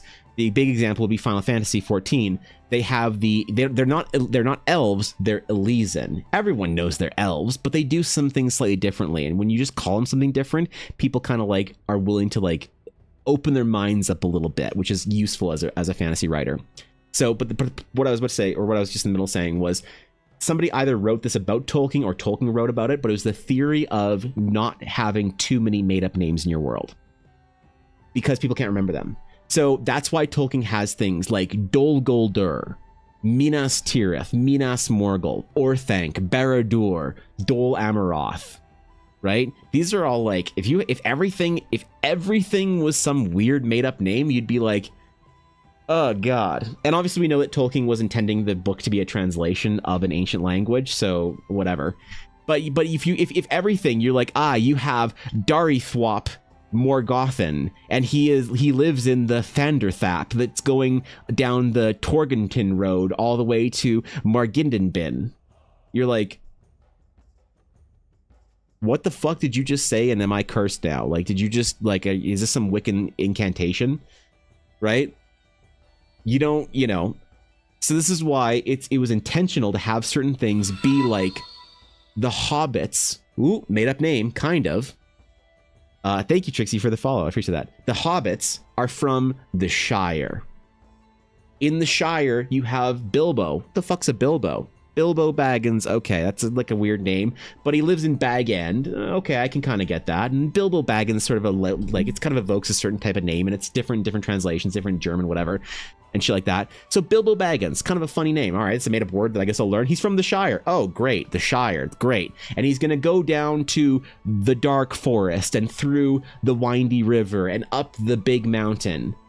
And you're like, okay, Dark Forest, Windy River, Big Mountain, I got all these, sure. And then he's gonna go to the town or the city of Minas Tirith, and you're like, okay, all right, you know, where is he gonna stop? Well, he's gonna stop at Rivendell, and you're like, that's a close enough to a real word that I kind of get it. Brill, it's kind of a real word, I kind of get that, cool. But then you're gonna go to Lothlorien, and you're like, ooh, okay.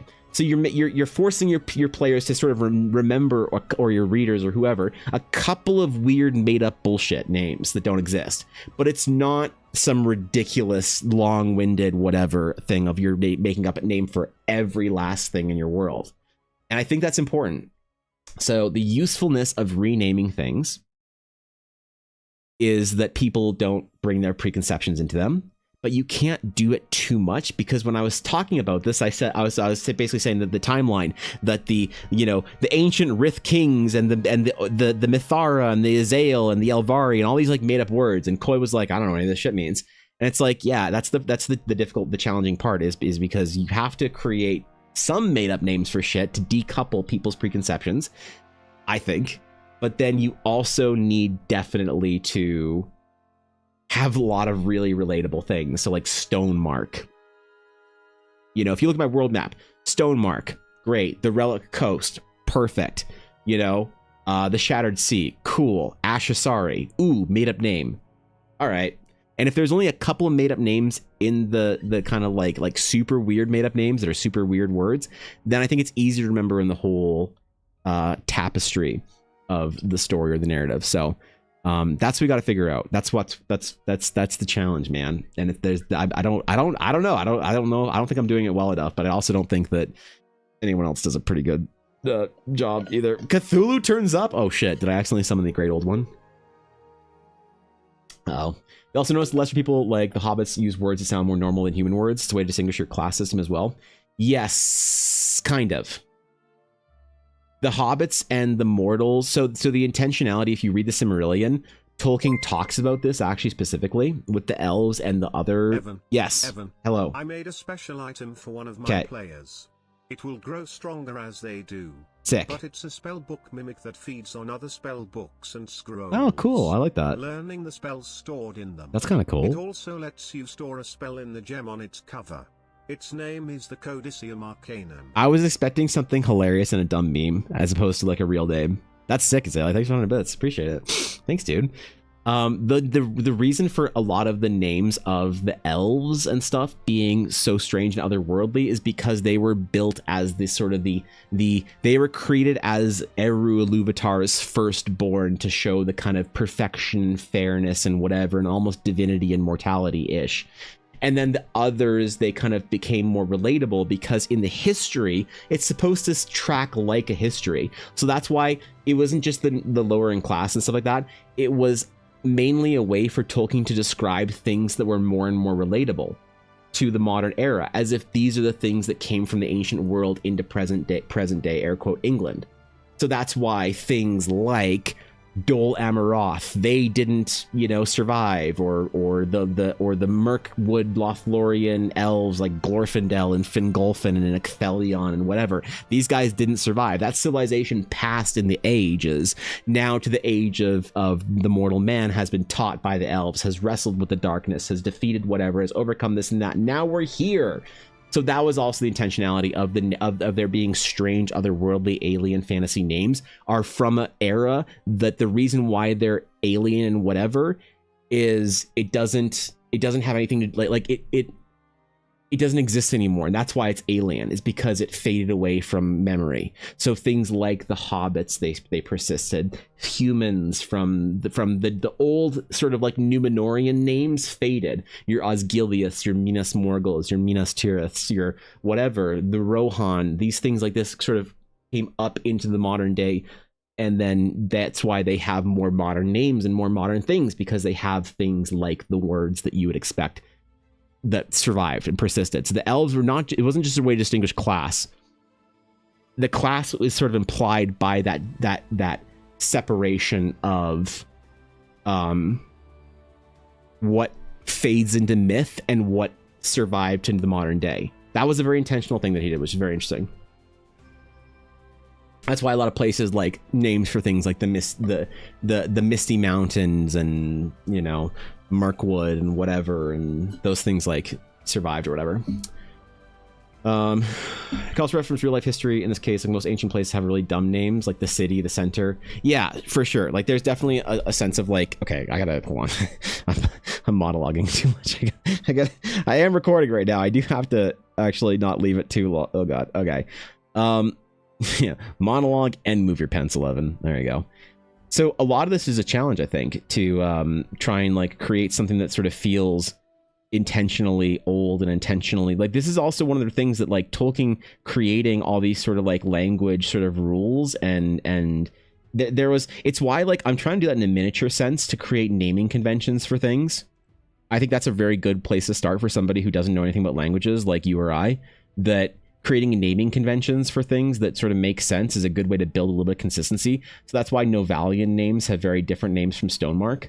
That's why certain words that translate from the elves or whatever have certain syllable repetitions or whatever, certain breaks in the words or whatever it is, you know? So that's like, I think, a very productive place to start, because at least then you can sort of begin to sell that fantasy, and if you create words, or sorry, a structure that you don't break at the beginning, then you can kind of go back into that structure later on and refine it in a way that makes more sense, I think. So I can then create and base a proper sort of like Elvish language off of the Ashasari naming conventions and rules that I have. And I did that to develop some, like on the Ashasari map. Okay, hold on. Last monologue distraction before Yap, and Yap. In Ashasari, there is an intentional language difference in here, whereby the map is an elven map, but it is an elven map from the perspective of a map maker. So there are certain areas that a map maker would come in from and ask the locals. He would say, what's across the lake over here? Well, that's Port Laric, and then there's the Duskwood Retreat and whatever, and the Ashmasari Temple and Moonwatch. But in the Elvish language, like Lorm means port city. So you have Lorm Sasha, and then you also have Port Wisp. Well, that's because it's probably Lorm something, the Elvish word for wisp. But there's certain like naming conventions for temples and places. Shirel Andore, Asha meant temple, I think, or like place of worship. Yeah, Ashalore, and then Ashadore, the sister city. What else? Like the Windwoods are well enough known, and Windwood Palace, but Ithra Asari, very similar to Ithra Athari. There's a funny connection there. Versus places like this, like Tomb of the Leviathan, or like Tirneth. And so there's like syllables and repetitions they use, or TLM and Chandrathar, that are present through the Elvish language, that if I wanted to, and there was a whole like on the map file right around here, there's a whole list, and I could get it up, but that would take a minute, of different words, just so I wouldn't mess it up, like the naming conventions. So it's like, as long as I create a rule that doesn't, it's not too persistent to be annoying, but it's consistent enough that I could build rules out of it. If I don't break the rules, then I can like expand upon them later. That's the way I see it for names and stuff. Remember, because I made it yesterday and was super excited for the stuff I made it do, and how I describe the appearance. I've been excited and want to tell you. That's dope, Azalea. I like the idea though. That's fucking sick. Remember Continent, the land of ire, because inevitably every NPC in our world ends up with Irish accent. Ah yes, an ancient land of potato farming nobility. I don't know. I don't know, man. I should know more. I'm Irish. Like, So I mean by class, though, because class is bound to history. That's why Rivendell is named Rivendell, because it's a place with a silly low-class name. Rivendell? Riverdale. Wait, what? Rivendell. I'm confused. I'm not sure if that was intentional or if it's a typo. Really got all this figured out, so well done. Mind offering advice on how does one get started doing something like this? I mean, well, the advice that I would give, and I'm not by any means an expert, so anecdotally, the place that I would start, if you're trying to build a world that you can tell stories in, the place that I would start is I would make everything basically very low resolution and fuzzy. So maybe you start with a town, and the town's right here, and you kind of know what's over here, you kind of know what's over here, you kind of know what's over here. You know that like there's an elven kingdom maybe over here, but whatever. You know that the dwarves might live over here. You kind of know that there's like an ocean up here, but you know this city has like a tower and whatever, and it's part of a greater country, and the country looks like this, and there's a capital right here. And as you go out, you can sort of build it all as one. And I'll show you this visualized. So the way that I do my world map currently looks like this. So these are maps that I've done. The first map I ever did, and it's low res because it's whatever, but the first place I ever started was Stonemark. So I started right here, Stonemark. right here in a town called Hearthwood in Southwood, and I knew that Southwood was at the bottom of a, you know, a country that kind of like stuck out in kind of a weird peninsula continent type thing. I knew there was there was ocean to the north, ocean to the east, ocean to the, or a sea to the south, and more or less like, you know, forest and wildlands this way. And I made this map eventually after I was kind of had more of an idea, and I knew that there was like, you know, the Relic Coast or something mysterious across the whatever. I knew that on the eastern continent, that's where the old world was, and on the western continent, this was kind of the new world, you know. And then I wanted there to be like this shattered sea, this cloud ocean down here, where I kind of knew this was a thing. So I created this map, and I didn't really know what was in between this. I knew that some big desert was dividing this area, but I didn't like zoom in on it, and like I don't think you should start with a world map that you completely do. I think it's always a good idea to leave a lot of things low resolution. And as you start figuring out, you're like, yeah, I want the dwarves to be up here and the elves to be over here. Sure, I'll kind of create a map and I can link it and whatever. And like this map for Novalia is the next one I have to do.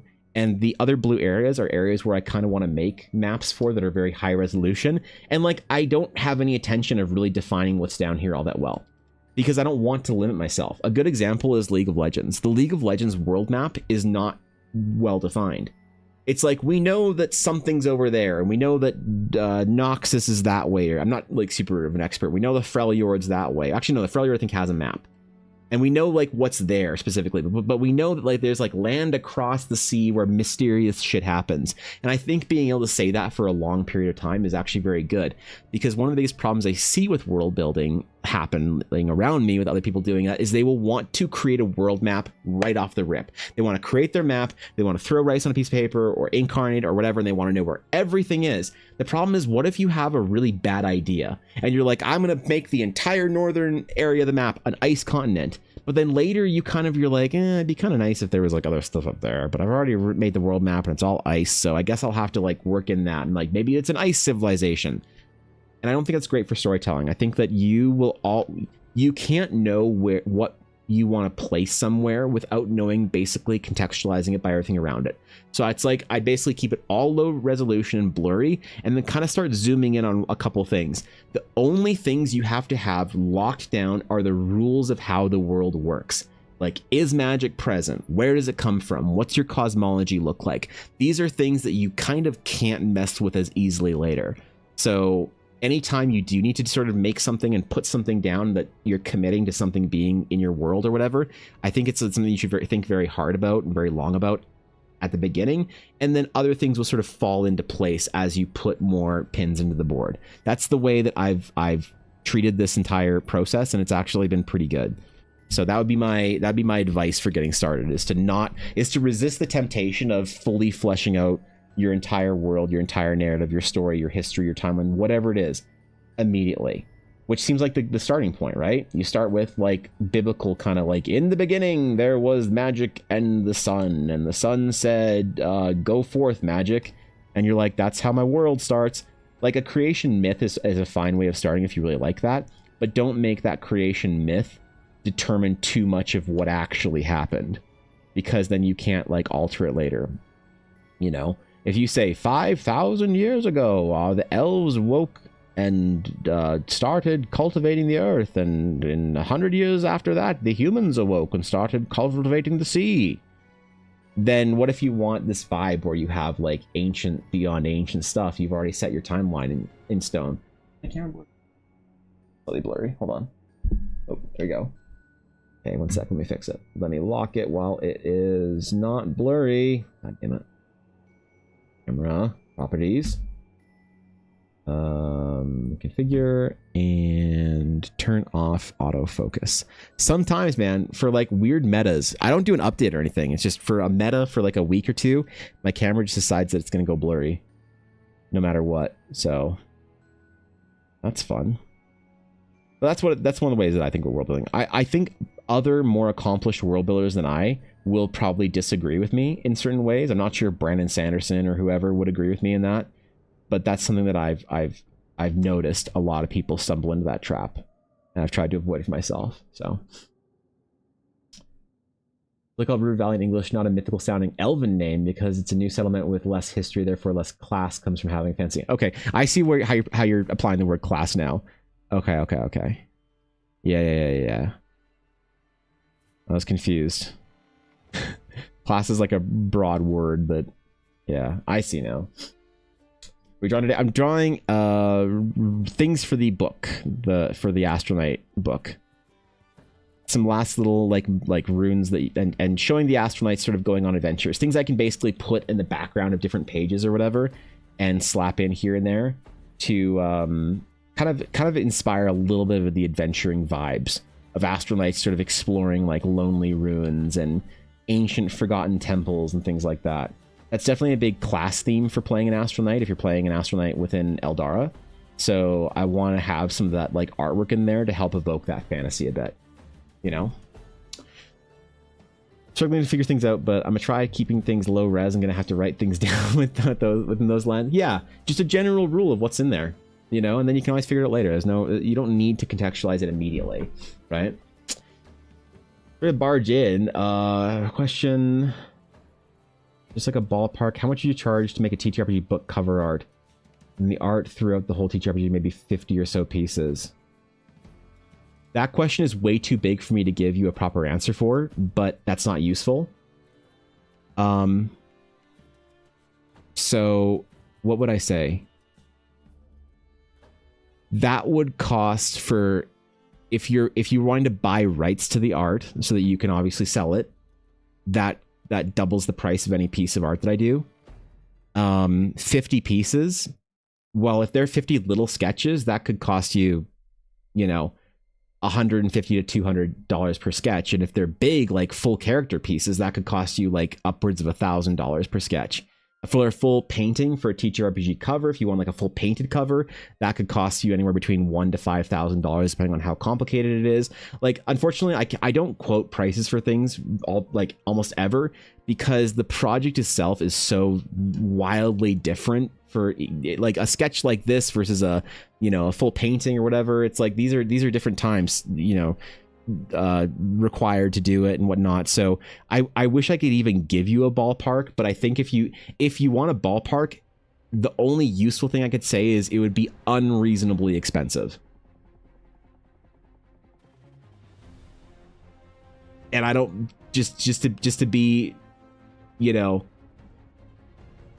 just to be like honest and respectful, I probably wouldn't have time for 50 pieces until well into next year. It would have to be like a 5-figure contract. So I'm probably not the right fit for it, to be honest. As much as I'm honored to be even asked about something like that, I have so much other stuff going on with other projects that I don't know if I could even reserve like months of time. It would have to be a really great fit and a really fantastic, phenomenal project that I'd even be willing to like reserve that many slots and that much time for it. And it'd have to be like in between my adventure writing and stuff like that and my own publications and whatnot.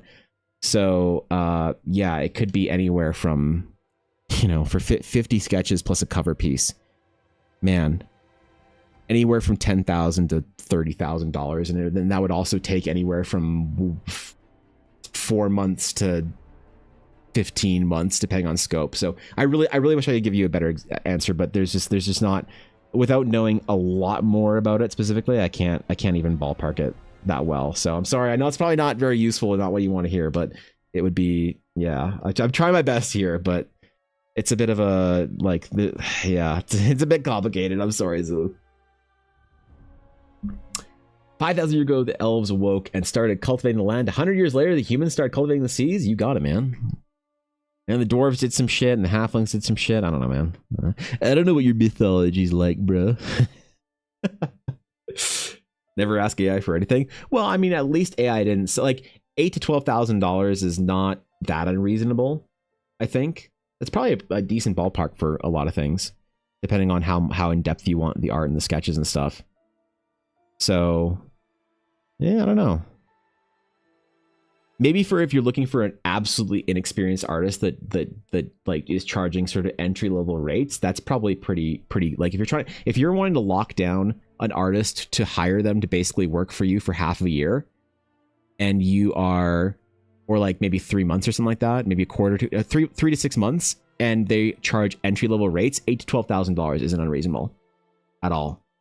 If you're looking for someone like an established industry artist like Greg Rutowski, that's going to cost you well over $100,000, you know, and take him a year. And everyone's kind of like I'm somewhere in between those two. So done TTRPG and getting art for it is an absolute nightmare. I believe me, I understand. I'm right there with you. So thankfully I can do my own art for my adventure and my campaign and my TTRPG. But yeah, I really feel for you because there's a lot of art required. It's one of the reasons why a lot of like TTRPG companies and publishers, they don't pay shit. Like if you go working for like some big publishers and you want to like do work for like a big, you think like this is a big TTRPG project, you're like, holy shit, they must pay really well. A lot of people are surprised to find out that they don't pay well for like at all. That it's a very difficult, like you can definitely make a lot more money hourly if you're freelancing and you can kind of negotiate your own contracts. But if you want the safety of working for a publisher, then you're going to take a massive pay hit. So it's tough. It'll be worth it though. Remember, these are the challenges that other people face and then they give up. And you are taking the challenge and bringing something amazing to the world. So go make your RPG and change the world with it. Go make something we're all going to love. Even if it's a nightmare to do, it'll be worth it. I don't care if my goals spend that time teaching myself how to art for like $200. Yeah, well, if you want some, like think about this: a senior artist at a video game studio makes somewhere around $150,000 a year often. So if you want somebody that's senior artist grade to make like paintings and like high end work in the quantity of like 50 is probably like a couple paintings a week. Like that's that, or fit like that 50 would be a painting a week more or less. Or a couple sketches here and there and stuff. If you're wanting an artist to make you a painting a week, to spend like 30 to 40 hours on a proper piece of art that's a painting, and you want, you know, like, if you're gonna hire an artist for a year, it's gonna cost you $100,000, you know? That's like a high-end industry artist. So, oh yeah, like trying to commission people online for like art for your D&D game, that's one thing. Trying to commission like professional artists, to hire professional artists for a big project, that's an entire other thing. So like you could probably hire a professional artist for half a year if they can do 2 paintings for you a week for probably 50 grand. It'll cost you probably 50 grand for that. If you're hiring a junior artist that's fresh out of whatever and is trying to prove themselves and they can take whatever rates, yeah, you can probably hire them for, you know, 10,000-ish, maybe around there. Locked out a friend probably just because you never have better connection with them and will know your taste better. True. Yeah. What if I have no talent? Being good at art doesn't require talent. Talent will accelerate the process, but I've never seen talent outpace hard work. One thing that is it's a very hopeful message for people to hear, but it's also a very unpopular thing for me to say with some people, is that being good at art is entirely a choice. It's a choice you make. It might be worth it for some people. It's a lot of time, it's a lot of effort, but there is no one is born with the inability to make art.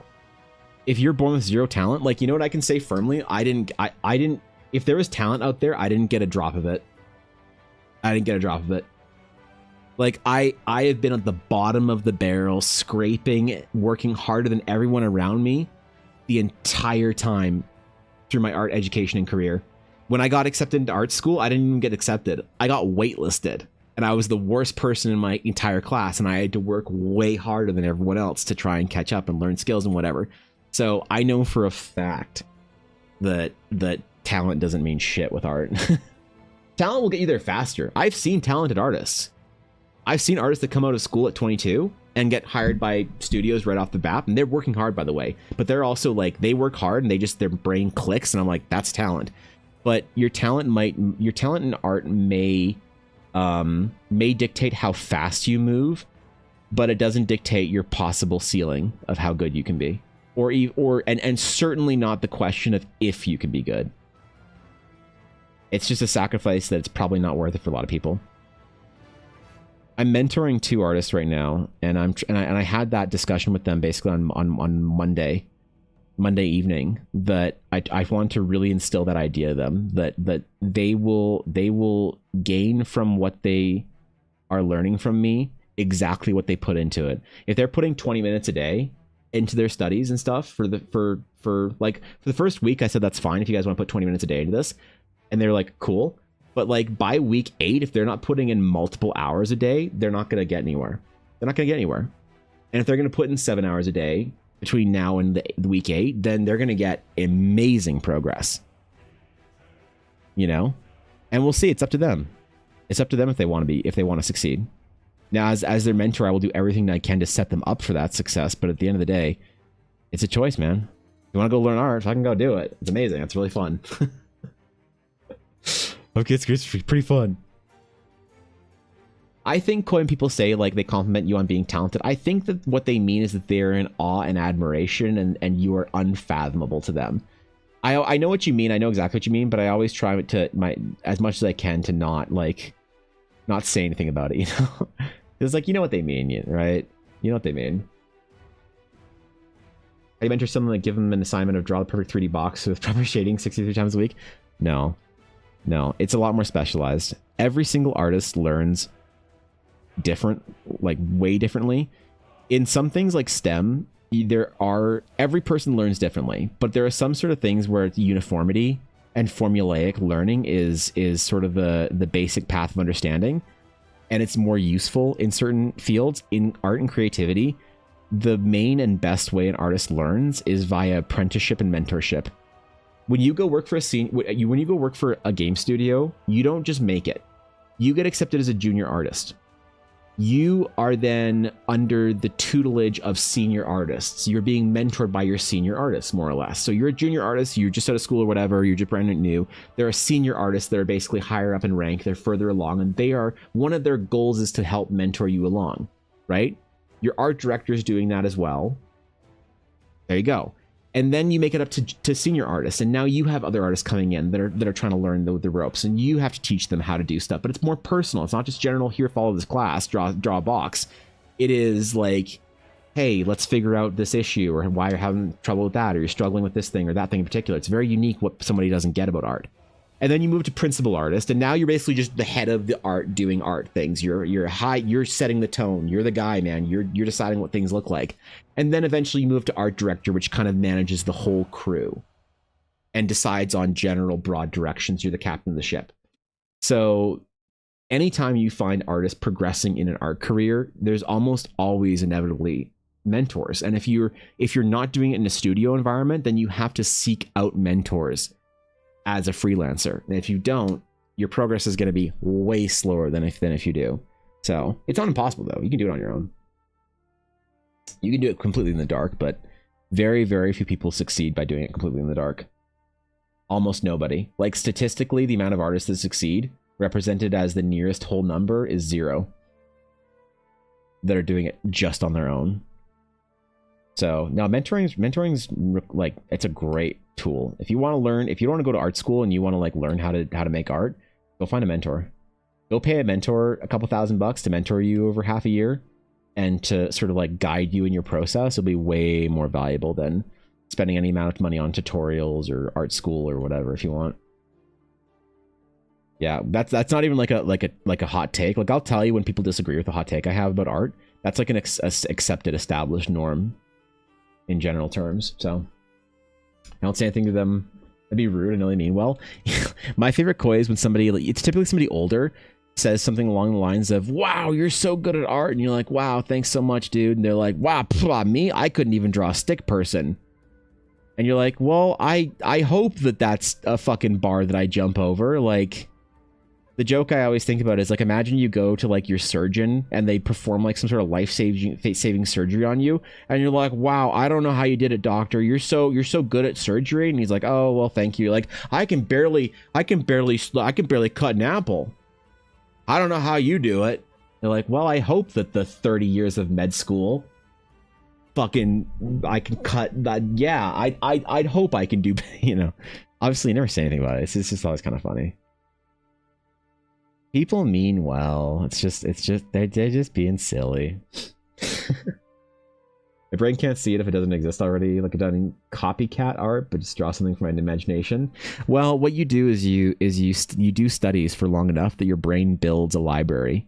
You fill that library slowly with things over and over again through hundreds and thousands of hours of repetitive practice of drawing what exists in reality before your brain is able to conjure new ideas. So that's not an issue at all. You can train that. Your surgeon's so talented. Yeah. Oh my god, you're so talented at surgery. Wow, I wish I was as talented at surgery as you are. Then I'd be making $400,000 a year doing heart surgery. Yeah. Oh man, like I said, people mean well. They mean well, dude.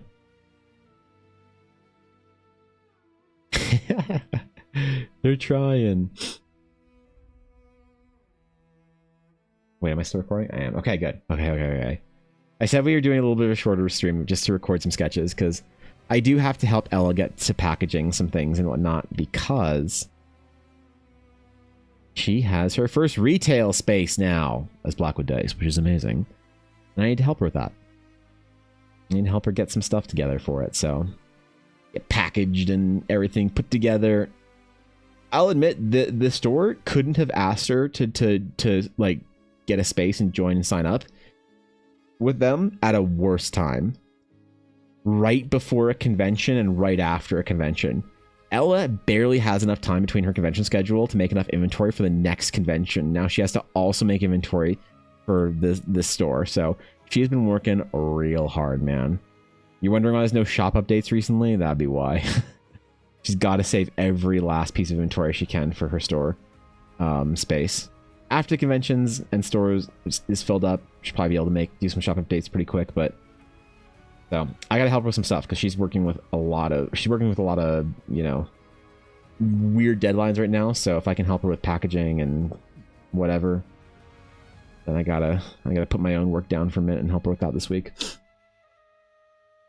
When they say stick figure comment, I can just completely devalue their own comment. If you can't even draw a stick figure, you can't even evaluate what I'm doing. Damn, bro. You say that to people? That's cruel.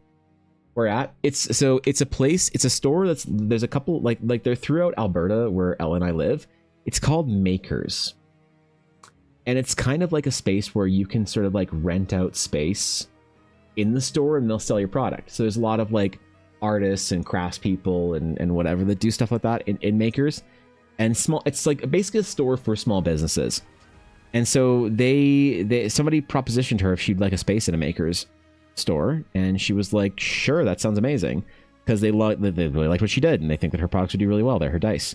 So she was expecting it to be kind of like a end of year type thing, because there's a long wait list, but they basically just said screw you or whatever. We have one at Cross Iron, not sure if that's what it's called or not. Yes. So the Makers she's going to be at is at Markham Mall. So she'll have her space at Markham Mall, which is very cool. And yes, there is one in Cross Iron. There's a bunch in Edmonton. There's one at South Center, I believe, as well. And maybe one at Chinook soon, but there isn't one currently. So she got a space at Markham Mall. Should be dope. You want to get a Cross Iron? Really? All right. Get into Cross Iron, man. Wait, how is that not too far away for you to drive? I thought that Market was too much of a pain for you. Yeah, wait, what? Isn't Cross Iron like right the fuck out there then for you? Outside the city, man. More income, so it's worth it. I see. Okay. Fair enough, man.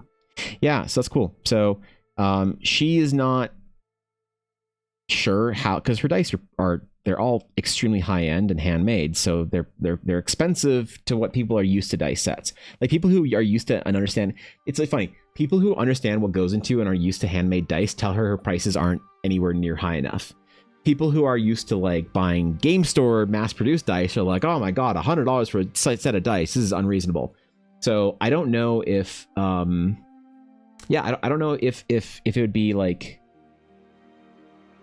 well, she doesn't know if like the retail space, like she does extremely well at conventions and often sells out, but it's like at a retail store, I don't know.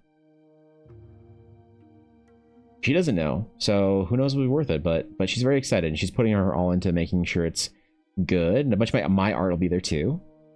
That's why I did all these like 5x7s.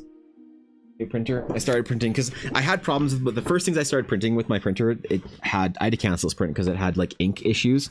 But I started printing just to do tests and whatnot, 5x7s that I can give her for her store or whatever, so she can have a little bit of art in there as well to help fill some space. But yeah, so there'll be a little bit of both of us in there. But it is mostly a Blackwood Dice thing. I'm not advertising or whatever, or branding it or anything as like a thing that I'm doing. I'm just helping her out with a bit of inventory for the Blackwood Dice brand, not the Evan Blair Art brand.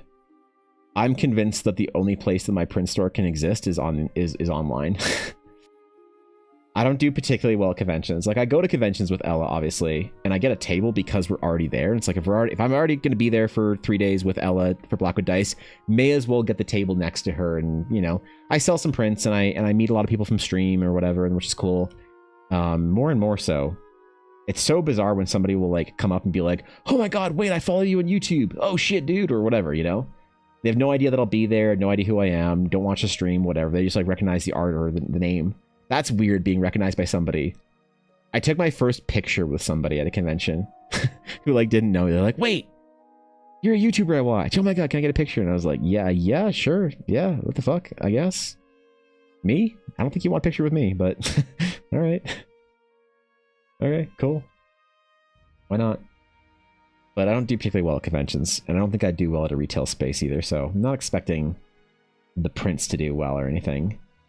Because people usually want art prints of things they like. If you go to the maker store, there's a lot of like Pokemon stuff and IP shit and whatever. It's all cool stuff. It's just, you know, not exactly what what I do. So I get a lot of people at conventions asking me why I don't do like stuff they want to see, which is always funny. Little jobs. If you ever need help, tell her to reach out. Yeah, for sure, dude. That I appreciate that. Yeah, we'll see how much time it takes. Like, what if her stuff is super popular and she has to go restock it like multiple times a week? Like, could you imagine? That'd be a lot of extra effort, but it'd be worth it. Maybe? I don't know. It's a tough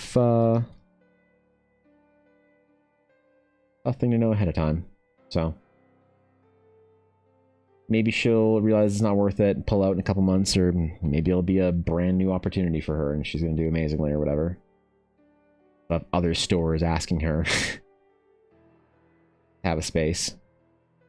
But apparently there's a really long wait list if you're just like a person that wasn't kind of like invited into a space. So she feels pretty special. Pretty loved, man. Pretty important, bro.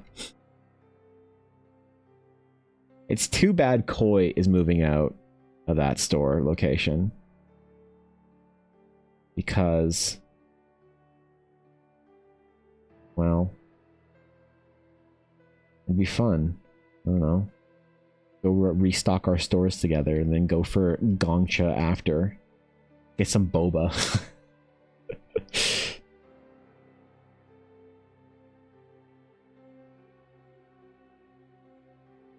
That's why they needed to fill space, and Ella's top of the list. No, she's taking somebody else's space right by the front. Somebody that did like rock stone jewelry. She's yoinking their space. So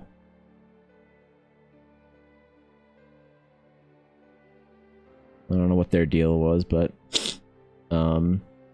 yeah.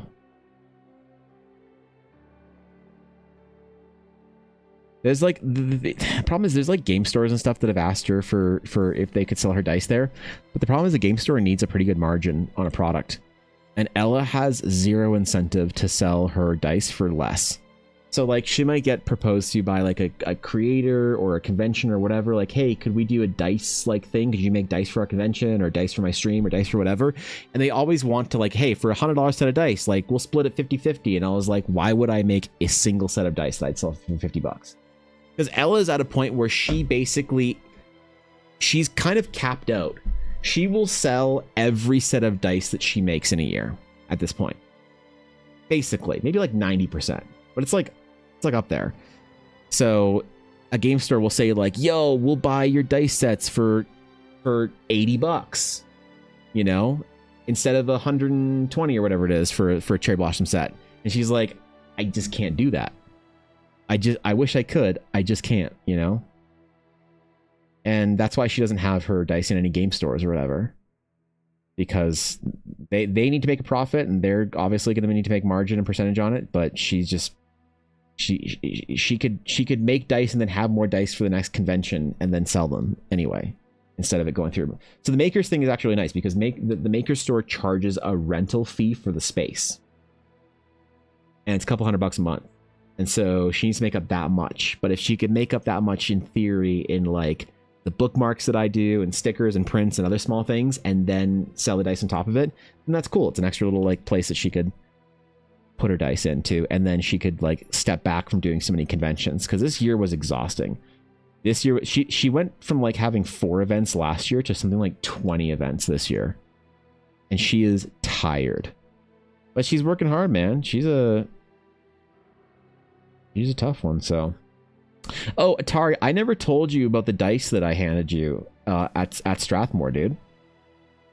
Dice my absolute favorite. I'm glad to hear that, Kev. That means the world to hear. Like, praising Ella is probably the thing that matters to me the most. That's why I love going to conventions, is seeing people appreciate her. So more than saying that like people like my art, it just fills my heart up when I hear people say they like her dice. So those dice that you got, the Shattered Sea dice, that is a set that Ella's making specifically for the adventure. Specifically for the adventure. Because those dice are the Shattered Sea. So they have the blue, the sky, the cloud, and the little gold are the floating islands. So I forgot to mention that to you, like take you through them as a little tour. But those would be the dice that are yeah, so those are the ones that she's selected, though, for the collector's edition of the adventure. So those are, she's made them before with sort of unintentionally, but those are of the first dice that she's made with intention of like making me the proper set. That is the set I've chosen and selected for the adventure. So if you ever use those when you're playing the game, you can say that you're using the official dice of Horizon Adventure. The official dice. Yeah, wait to see if she comes with the Rokari dice. Yeah, I think she has some. She asked me about some like color palettes and stuff, and I gave her some. I don't want to ruin the surprise, but she said she wants to see the art that I make for it first. But she had some ideas brewing that she's very excited about. So, which, ooh, wait, did I turn that off? I think I have to turn off the dice thing off of coffee. Hold on. I think I might have not foregored to turn that off. Thank you for reminding me. Commissions. Sponsor project, edit. Can you add on Blackwood dice? Okay.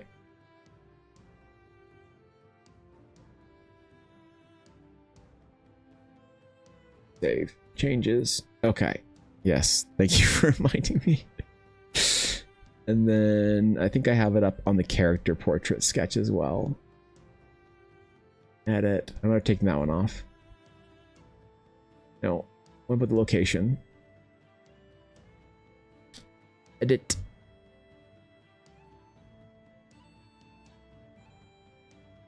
Okay. Good. Yes.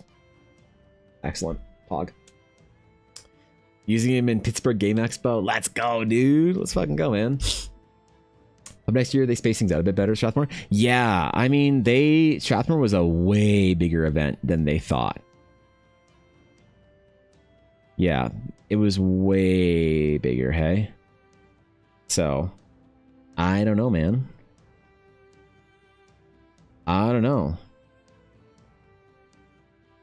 They talked about making Vegreville an extra day, but I guess they decided against that because it wasn't big enough.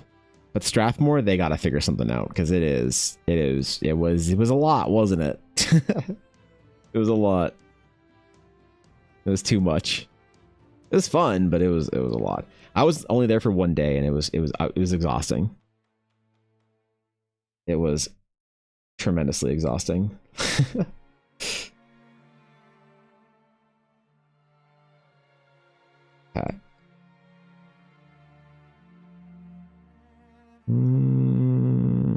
A little bit too organic. I think I need to put some more. Hold on. Ruin buildings. I need to make a note for myself. Because I need to add the runes in here that our astronauts are going to be spelunking, uncovering, delving, and digging.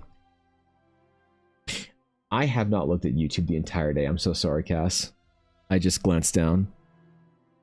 I realized that I haven't even glanced at YouTube. Whoops. Okay, they know they can get away from me in there. They know they can hide. It's safe haven from EBA prying eyes.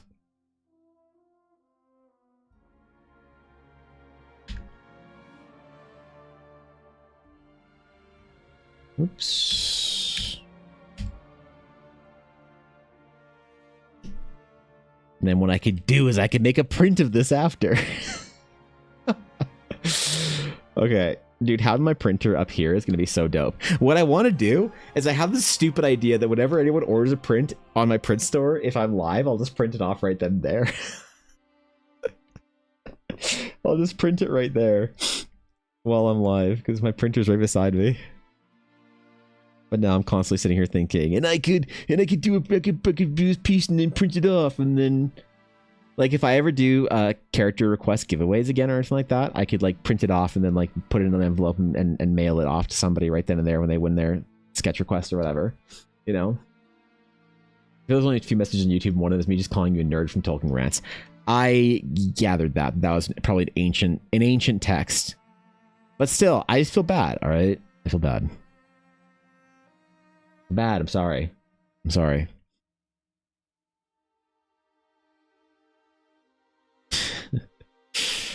You know, I actually, last night, I need to go out. I can't actually sign my prints.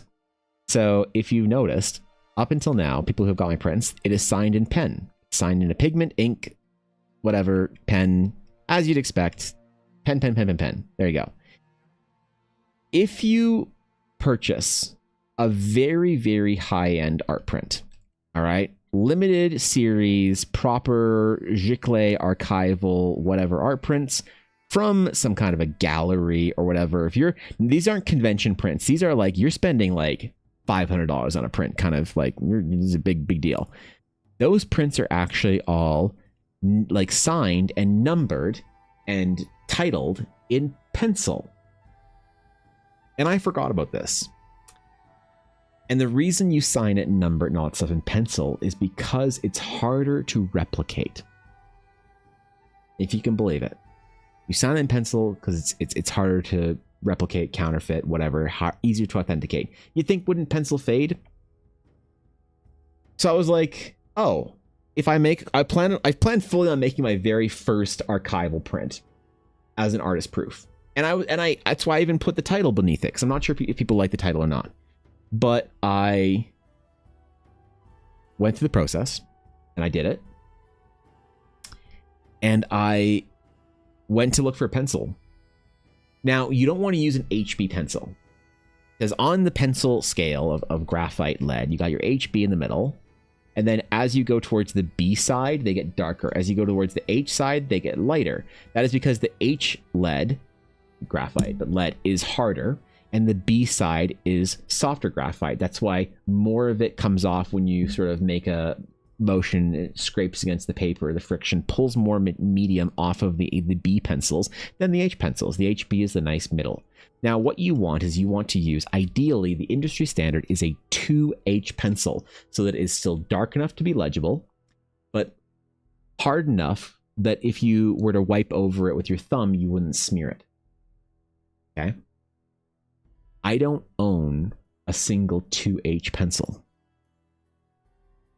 And I went downstairs and I said to Ella, what am I? She's like, an idiot sandwich. No, she's like, well, you're an Evan. Like, what do I do? It's like, you build worlds and tell stories and inspire people. I'm like, yes. Through what method? She's like, you make amazing art. I'm like, yes, so I am. And she's like, an artist. I'm like, ha. Am I? She's like, why? I'm like, what kind of an artist doesn't own a fucking pencil set? She's like, a digital artist. I was like, shit, you're right. So I need to go buy a pencil today. Ugh. I felt so ashamed, so humiliated. What kind of artist doesn't have a 2H pencil? It's like, what do I ever need a graphite pencil set for? Right? I've owned them. I've had them in my my art box of supplies there before, and I have thrown them away because I'm like, I've had this pencil since I was in art school. Like, I don't need decade-old pencils. I'm never using them. These are space, and I remember tossing them. So there is a non-zero chance that in that box I do have pencils. I should probably check before. You know what? We're gonna go on that. Hold on. I need to give my wrist a break anyway for a sec. We're gonna get the box and see. We're gonna take bets on. Hold on. We need to pull our prediction.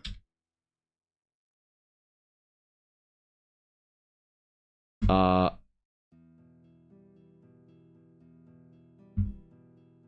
I have to manage that. Hold on. Is there a 2H pencil, or sorry, is there a pencil set in the box? Yes. No.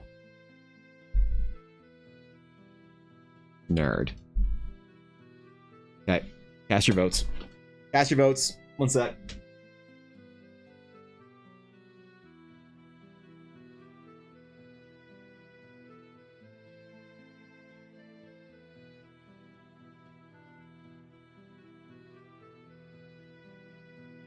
Here therein ancient box. Does this oft thou containeth thine bounty of graphite to be thrust up soul from the basket? There it is. There's the basket. There's the box. Every art supply that I don't know that I have is in this box. This is the long forgotten box. So my watercolors, things that I use, inks, they're all in that drawer, and I use them. Maybe not even that often. Okay. Okay. Well, 44% of you just said nerd, so that doesn't actually matter. So we have hat that is unembroidered, that I will get embroidered with the Blackwood Dice logo. We have my stack and stash of gloves that I have to buy during the winter when they actually sell them, so that I can replace my gloves often. We have decently high-end brushes. I own oil brushes?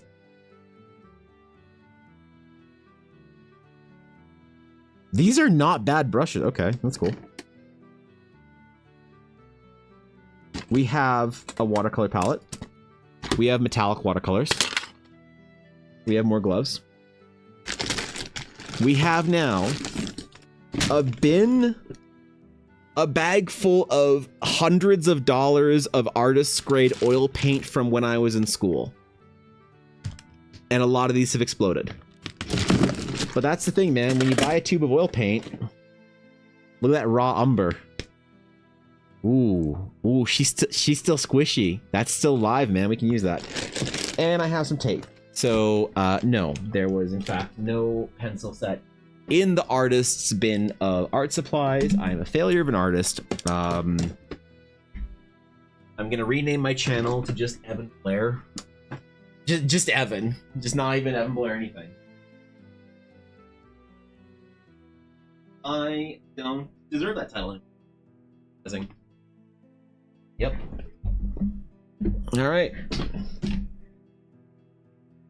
All right. There we go. Well, that's exciting. Cool, man.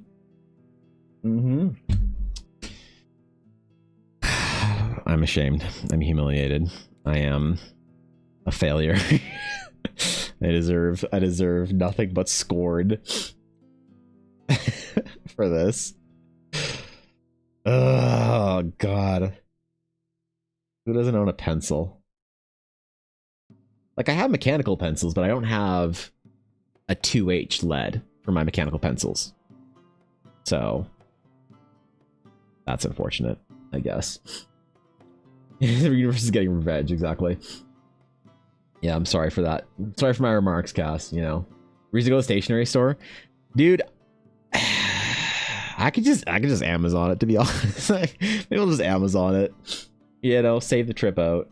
I could probably get a set that's passable at Michael's. I don't need like a $200 set of artist grade, whatever, fancy pencils or some shit. I could probably get by with, you know, Michael's pencils if I need to.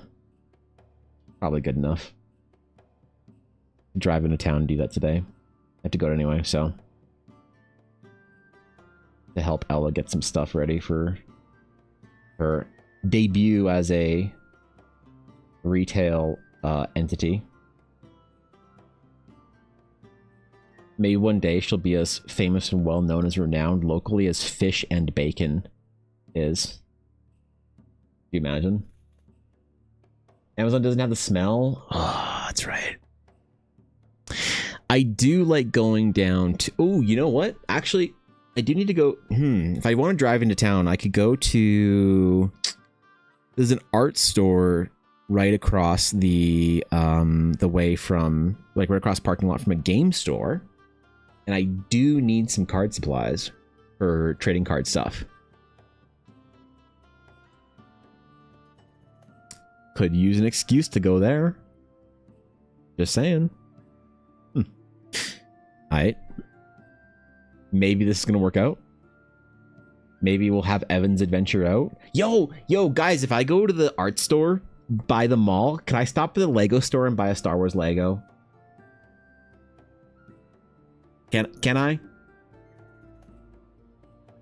Can I buy a Star Wars Lego? What's up, Silesian? How you doing? What's up, dog? Yes? Oh, shit. Okay. Yep. Posted about it on my new Magic the Gathering Instagram. You got a new Magic the Gathering Instagram? Oh, shit, dude. What's the name? I want to follow your new Magic the Gathering Instagram. Unless it's a personal one. In which case, I won't intrude. I don't want to be presumptuous. I don't want to be that guy, alright? Like, I followed some people from my family on my Instagram, realized my Instagram was a public Instagram, and I was like, oh, I should probably not follow, like, people I'm related to over here. Deckbox of Wonders, thank you. Instantgram. Search. Deckbox of Wonders. There's Cat. Follow. Ooh, what do you post? Wait, this is sick. Wait, that's so cool. I love that. These are so rad. Wait, what the hell? These earrings are actually sick. You do openings and mediation stuff. Dude, this is sick. Hell yeah, man. Hell yeah. Fucking good shit, bro. Wait. These are so rad. Post. And can I retweet stuff from my Instagram? I think I can do that now, right? How do I post on computer? Share. Where's... I get to do that from phone. All right, whatever. I do it from phone. Dude, I got... Okay, hold on. Check this shit out. I got the most hilarious... Hold on, because we're here. Let me give me a rest for a second. I got the best comment on a video. Dude, this... Okay. This lived in me rent-free for an entire day. And I mean this with love and affection for my fellow fantasy artists here. I mean this with absolute love and affection. No disrespect, because it's totally a fair question, but it made my fucking day. Blatan, thank you for the follow. Sorry to ask, but is this text-to-speech? If so, what program do you use, please? I'm way too shy to use my own voice. And I wanted to pose the question. Do I sound like I'm an AI on my videos? Do I sound like I'm AI on my videos? Thankfully, I saw someone say, it's his own voice, I know, because he streams on YouTube and Twitch regularly, so it's viewable. Ooh, wait, who is this? Oh, this is Silesian! I just saw, like, fucking, I thought these were dice, and I was like, oh, is this like a local dice maker or whatever? No, that's fucking Silesian! Out of respect, I won't follow you because I don't want to be a creep. I feel so bad now for thinking it was AI. Oh, no, no, no, no, no. No, don't feel bad. No, wait. Wait, oh, there it is. Oh, God.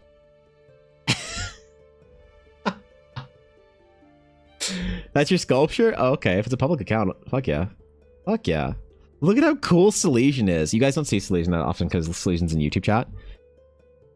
Oh, man, I didn't know. Dude, wait. Silesian, I knew you did the cosplay thing. I didn't realize you did Dude.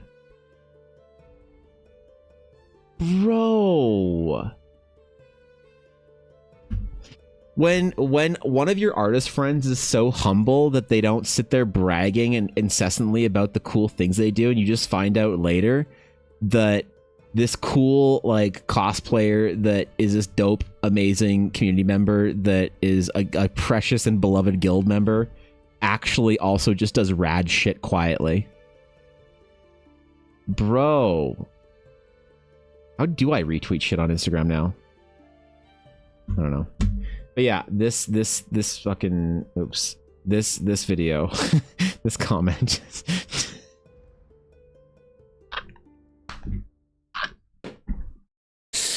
Guys, do I sound AI? I had to link in my DMs. It's everywhere. I posted. I mean, I didn't post about your character. I just used the process for. I've used this piece before. I think, in other videos. It's just a meme video. There's nothing lore related you need to worry about. Yeah, that. Add it to your story, I think. No, there's a way to now repost videos. There's an actual like retweet thing. You don't just add it to your story. You can actually like retweet it. It's like a feature they added like a couple of weeks ago. So it's not meant for retweeting your own stuff like Twitter can do. It's for retweeting other people's stuff. So if I go down and I find something like a post on my feed, I think this is phone only. If I go to Instagram and I look, it'll say like,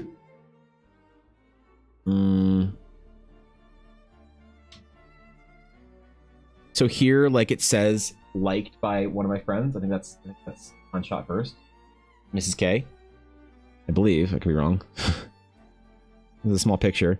If I keep scrolling, I will. Oh, there's your. Okay, yeah. So check it out. So this is thick. So there's a retweet button there. That's the post for Ella. So I can hit that retweet button and I can repost it to my followers. And then it says down there, shows if somebody sees it, they'll see my portrait and they'll see that it got reposted. I'm trying to find an example of something that was reposted by a bunch of people or whatever. But there's no way to like check like followed only things. Like Instagram's really random. It'll post, oh here. So this video was reposted by Valiant Fox. So that's what they see. But you can't repost it from, like, you have to repost it from your phone. You can't repost it from computer. So, whatever, man. I don't know. I don't know, dog. I sometimes sound like AI. Oh, no. I need to be more expressive, more emotive. How do I sound less like AI? Legitimately. What do I do to not sound like AI? Hello, Instagram. My name is Evan, and I am an artist.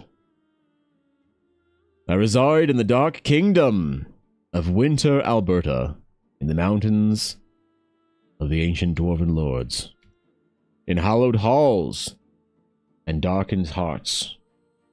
Light shines through the light of Eldara. I will be your art wizard. Does that help? Swear more? Dude, I can't swear on Instagram. YouTube, so I don't swear in my videos because my shorts, because YouTube apparently doesn't like that. I haven't tried. You know what I could do? I could post trial reels. You know, if you get big enough on Instagram, you can post trial reels where your followers don't see it. I didn't know about this until I got like I think 10K followers. But if I post a video, here it says trial reels. These are reels you guys can't see if you're following me. So I can hit trial reels and check it out. I reposted my most successful piece. These are all videos I reposted. 7,000, 2,000, 3,000, 1,000, 3 views. these are all videos that I can repost. And on some of them, like on one of my trial reels I posted of Ulner, this is a trial reel of me reposting my video about her necromancer, and that says 295,000 likes, or sorry, views on there. So trial reels, you can repost your stuff and it'll show it to new people only, but you can also post new oh god, the focus went off again. Shit. Hold on. Please. There we go. You can post new videos with like different, like I could post 2 videos, the same video basically saying like, man, my DM is so cruel. I can't believe she TPK'd me last week. Right? Or I can post another video, it's the same video, and say, my fucking DM couldn't get her fucking panties out of a knot, and that bitch TPK'd us. Shit. And see which one does better. I love just reminding myself my window's open, and my neighbors are home and work from home as well. Once in a while. That's great. Yeah. So I can try that. I can just post them both as trial reels at the same time and just see which one performs better and then post that one to my Insta. So I could. Oh man. Your voice is very even. I think people just associate that with AI, which is sad. I should probably be more expressive in my videos, shouldn't I? I should record more videos naturally. Well, I was thinking about trying to post 3 videos a day for a little while and see what happens. Hi, what's up? 2 things. What? Where'd you get those? Okay, cool. Yes. Oh, okay.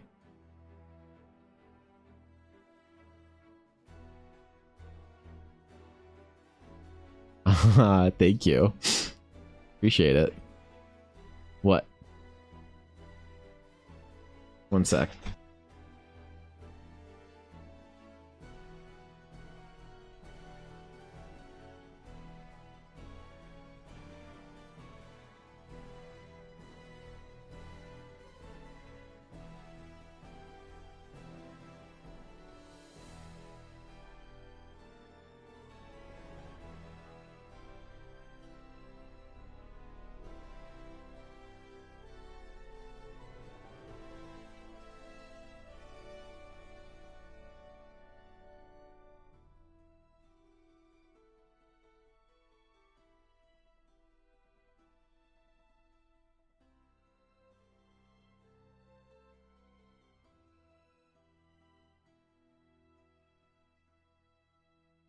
Okay.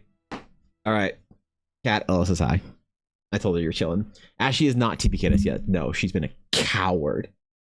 Fight me, DM. Fight me. TPK me and reroll us and draw steal. We get isekai'd from one fantasy world to another fantasy world. Okay, I got to wrap there because Ella is home. I said we're doing a very short little stream today to do some recording, which I wanted to get through this and I didn't because I'm a bad artist and I yapped too much about fantasy stuff that nobody cared about. But I have to go. I gotta help Ella with packaging and stuff today and tomorrow. So today and tomorrow might be shorter streams. I want to get it all done today. So hopefully, if I have to do stuff like miss some of my stream tomorrow, you know that I fucked up and didn't get everything done today. So I'll let you know tomorrow if we're doing a nice long stream or if. So thanks for chilling with me today, guys. I always love talking about Astronautes and timelines and stuff like that in Eldara. So y'all are so creative and amazing. Oh my god, what the fuck did I just do?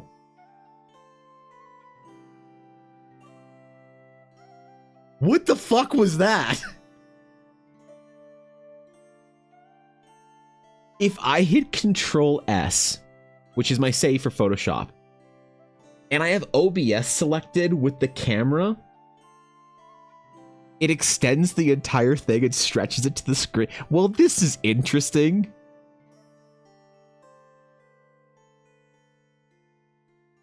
We just learned something new. I'm gonna use that all the time. If somebody says some shit, I'm gonna be like, "What do you mean? The fuck you mean? What do you mean I'm bad at art?" Oh, Control Z. Okay.